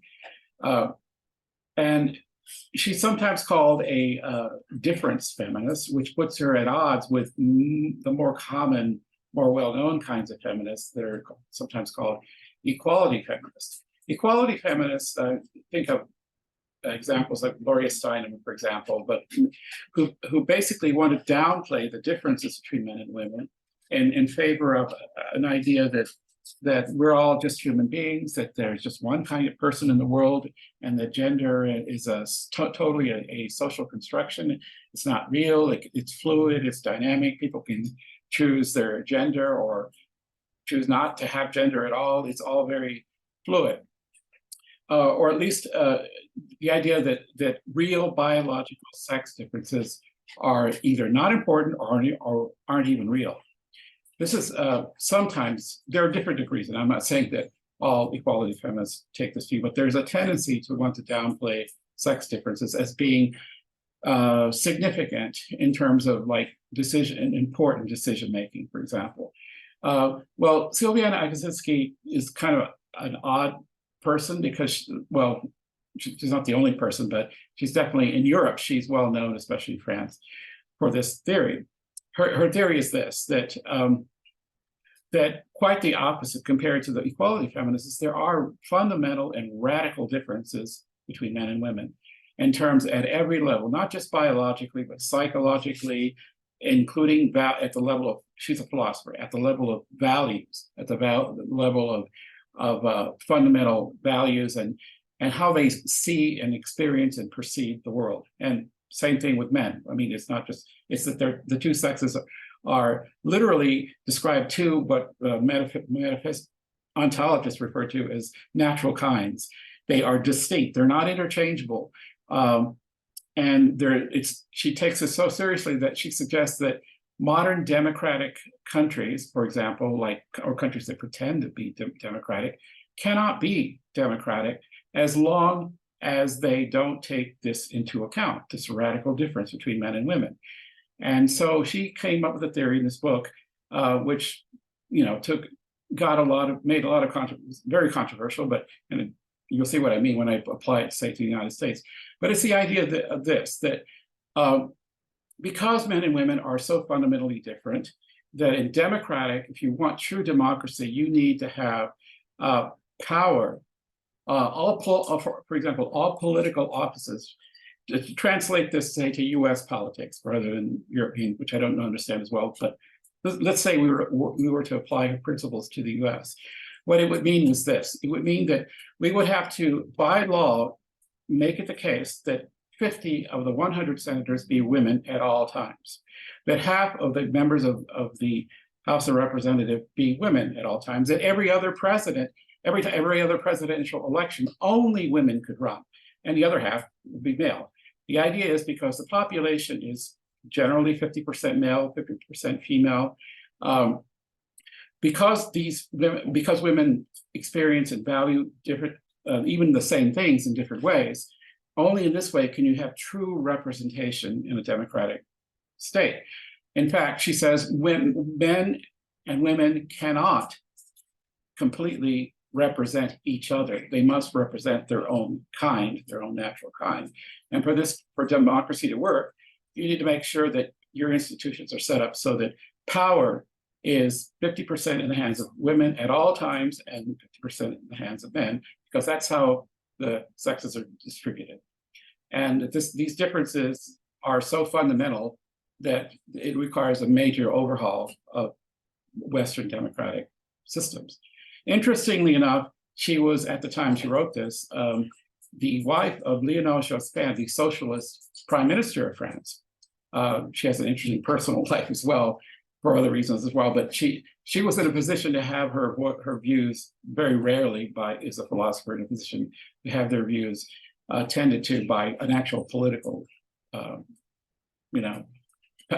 that close to political power as she was. And that's probably why she got as much attention as she did. So she was strongly an advocate of reforming the French political system to instantiate this principle that there are no such things as there are two kinds of people in the world, literally, men and women. And of course you can imagine some criticisms especially from other feminists. For example, immediately the first people started saying, but wait a minute, if you take this seriously, are you saying that people in government should be a strict quota applied to every differences, to all the differences you see in society? Like, for example, racial differences. If 10% of the American public is Black, does that mean there have to be 10 of those 100 senators in Congress always have to be Black, or and so on, for all the other things that sort people into different groups? Is that what she was suggesting? And the answer is no. And she says, because all the other differences that sort people into different groups, like race, religion, social class, education, all the things that sort people into different groups, none of them is stable over many generations as sex differences.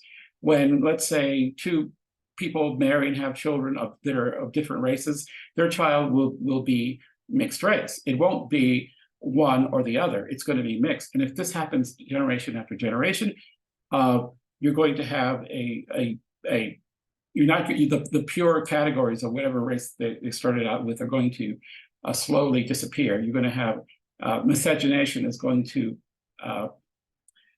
eliminate those sharp racial categories with time. However, that doesn't happen with children. When most children are born, they're either male or female. They're not mixed male and mixed female. And yes, I know there are exceptions. There are intersex people and so forth, but that's a tiny, tiny percentage of people who are born. Almost every person born into the world is either clearly male or clearly female. And this is a difference that sorts people that is enduring, been around for thousands, if not millions of years, and it's in no danger of going away, at least not unless we have some transhumanist perspective in it where we modify people at will to be whatever sex they want to be, which is conceivable in the future, but it isn't the way the world is now. And this is a difference that is enduring and permanent, or for practical purposes, permanent and very real, in a sense in which language, culture, religion, all those other things, social class, are not stable, even within a single lifetime, let alone from generation to generation. So they don't represent permanently distinct value systems the way that being male and being female does. So now, if how does this apply to Rawls? Somebody may ask. Well, from her perspective, and this ties into what Todd was just suggesting, is that Rawls's original position, people, it becomes a little bit weird to think about. They know so little about the real world into which they're going to be thrown in. They don't know their sex, their gender, their race, their religion, their social class, none of that. All he gives them is something very, very abstract, like they're rational, they're self-interested, and they know that there's a difference between a dog and a person, or something, general facts about the world, but nothing about what their value system is going to be, their abilities, skills. From such an epistemically or knowledge impoverished position, how can they come up with meaningful principles that are going to govern society? And so if you apply Agustinski's view, at the very least, if even this may be not enough, but at the very least, these people in the original position must know their sex. They must know whether they're going to be male or female, because this would color how their principles they agree to, because they will know this, and they know what it means to be female in the real world and what it means to be male in the real world. And knowing this, and if there are equal numbers of them, equal numbers of males and females, they were going to have to compromise and come up with principles that take this into account, that perhaps give in to values or demands that women specifically need or want or value, and the same thing for men, assuming they ought to be equal numbers of each kind. Now, this is something that goes in the face of what Rawls himself said. He says people in the original position don't know their gender, sex, and this may, but it may be that even this is not enough to make people in the original position qualified somehow to make rules that are going to govern real people in the real world, not just very abstract people that are rationally self-interested. But anyway, this is how her views relate to this. So go ahead, Jeff. You got to still have your hand up. Do you want to say something or respond to this, or? I'm not sure if I raised for some other thing. Okay, or Todd. I guess, yeah. Go ahead, Todd. I'm completely fascinated by this. I've never heard of her in this. What an interesting position. Just a couple of quick one question, which is, I really wonder how the kind of gender performativity people like Judith Butler respond to her. Like, are they really hostile to this idea? That's one question. I assume they are. Yeah, she's definitely got lots of critics on feminist, for more well-known feminist positions. Because, I mean, as I said at the beginning, there's two understandings of what it means to be a feminist. One is to de-emphasize sex differences. The other is to do the exact opposite, which is what she is suggesting. Right. She is definitely a feminist in the sense that she thinks that women have gotten the short end of the stick for a long time. But the reason, she says, is because their specific viewpoint on the world, their perspective, is not the same as that of women, and therefore they need to share in equal parts in power that men do. And she says, as a matter of basically quota, you have to distribute power evenly.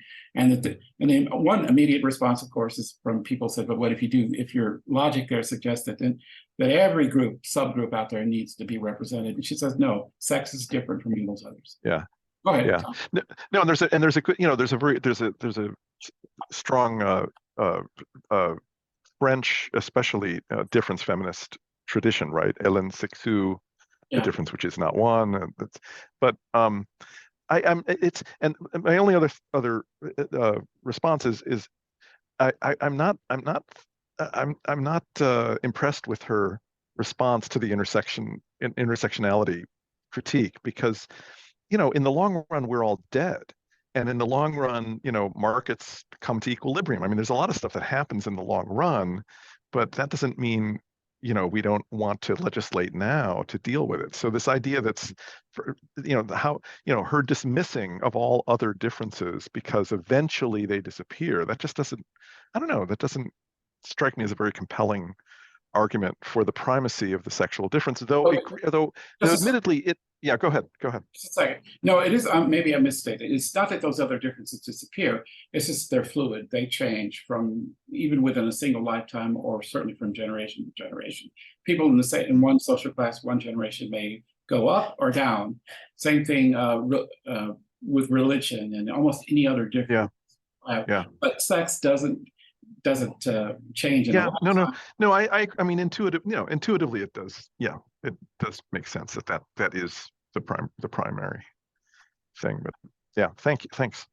All right. Well, thanks very much, Todd, for that. You had some really insightful questions, and also to Jeff, James, and everybody else who spoke up.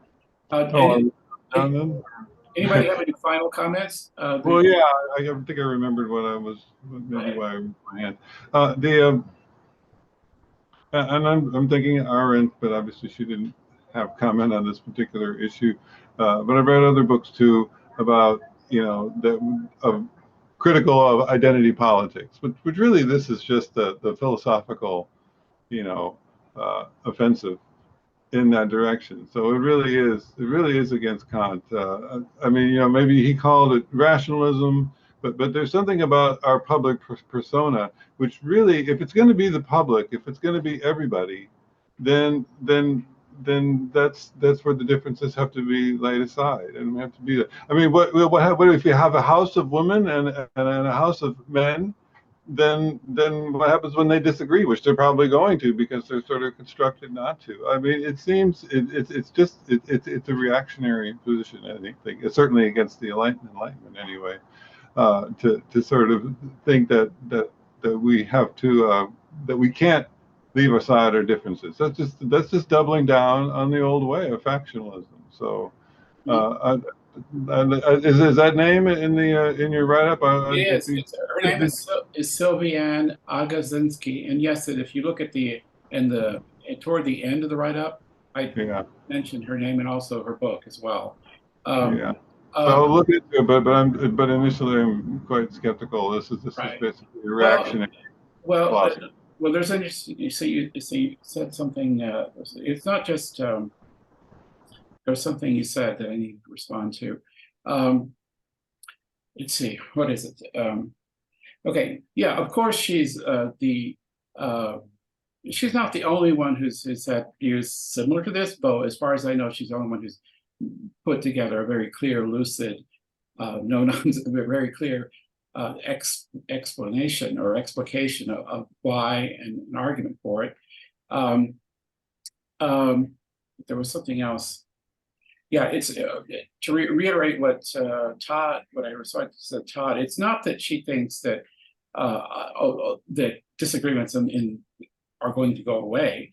Of course, they're there. The only this is my point. This is what I was forgetting.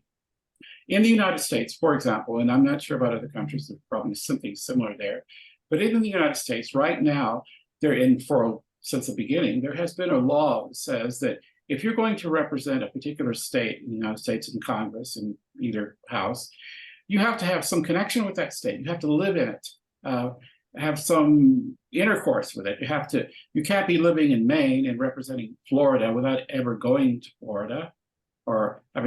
Now in theory, there's a historical reason for this, which may not apply anymore, but originally in the 18th century, it was hard to get around. So it was important that representatives actually have they couldn't live in Washington, D.C. all the time and represent some distant state. They had to go back to talk to their constituents, to get to know what their issues were. So there was a requirement for the I forget what the word is, to live or at least have some deep connection with the place you're representing. And the reasoning behind that was that how could you represent these people if you don't even know, you don't interact with them? You have to have some intimate knowledge of what it's like to live in Arizona to represent Arizona. So that's a geographic requirement that's still in place to this day. In fact, we still have a thing about the presidency. The presidency has to be a native born, I believe, America. You can't have immigrated to the United States. Why is that? It's especially today when people can learn a lot about distant places without going there. Is it an old law, or is there still some good reasoning behind it? Isn't it? I think it's because to emphasize, or it was back then, to emphasize the importance of having a connection with the people that you're supposed to be representing. And one of the points that Agacinski makes is that there is no geographic representation is pretty watered down. I mean, because it's so easy, especially these days, to know about a distant part of the country that you either rarely go to or know very little about. But your own body and how you feel and experience the world is the most intimate kind of knowledge you need to know to represent people like you who share a similar body and a similar set of values that arise from sometimes very basic biological and psychological needs and values. I mean, so representing a woman, the reason she says that men and women cannot represent each other is in ways a stronger case than what the U.S. policy has now, that says that a senator from Arizona has to live in Arizona, because from a purely practical point of view, that shouldn't matter. You can know a lot about Arizona without ever setting foot there. But she thinks that our relationship to our own body is vastly more intimate and tight than our relationship to our street address. And that's why, it's another reason why she thinks sex is different from those other types of things that sort people into groups. That was an important point I forgot to make earlier. Okay, James and Jeff, both of you still have your hands up, or you still want to say something? Or? Yeah, I was just going to thank you, Victor. This is great. What a great presentation. Everything so balanced with the, bringing in so many contradictory lines to the argument. And I feel like I don't have to just simply say, well, this stuff just doesn't make any sense to me anymore. I can understand, like what how other people have judged it, and not just myself. So I understand other lines of argument, and it's really been informing. So thanks very much for your whole line of presentation and thoroughness in exposing the main line of argument, the main lines of argument, and their opposite, and the published oppositions. So you did a very good job. Thanks. Okay, thanks, James. Yeah. Thanks for your I contribution. think it's basically just going to second James's compliment. And like I said, I can't usually make this, but it just reminds me that I should look at the write-ups even when I can't come, because that's interesting angles that I have. And I want to third James's remarks. So you did a fantastic job, Victor. This was great. And can I ask, as a newcomer, I'm just curious, is this an ongoing, just like a weekly thing? What's the deal for this group? Like, how does it work? No, we only meet once a month, and it's you. By the way, just for those of you here, I'm usually the one who does the presentations. Thank you. Appreciate it. But I'm open to anyone else who wants to do a topic or lead a topic. It's up to you. You can do it any way you want. So if you want to, let me know, and can arrange it. Yes, but normally it's me, and I usually do it the last Sunday of the month, either around 3 or 4 p.m. in the afternoon. So, yeah. And this is under the auspices of the Seattle group, or no, this group is called the Philosophy Club. Oh, this is the Philosophy Club. I'm sorry. Okay. Right. It is officially, it started in Seattle, although I'm not living there anymore, because after the pandemic we went online, so it doesn't matter where you live. But officially it did start in Seattle, and it's not the other one, the Seattle Analytic Philosophy Club. That's a huge group that I was also a part of in the early days, but we are separate clubs. So yes, we do meet, and if you sign up to the club, you'll get notices of our topics, which are approximately this next October topic will actually there won't be one in September. There'll be one in early October because I have to be out of town for a while.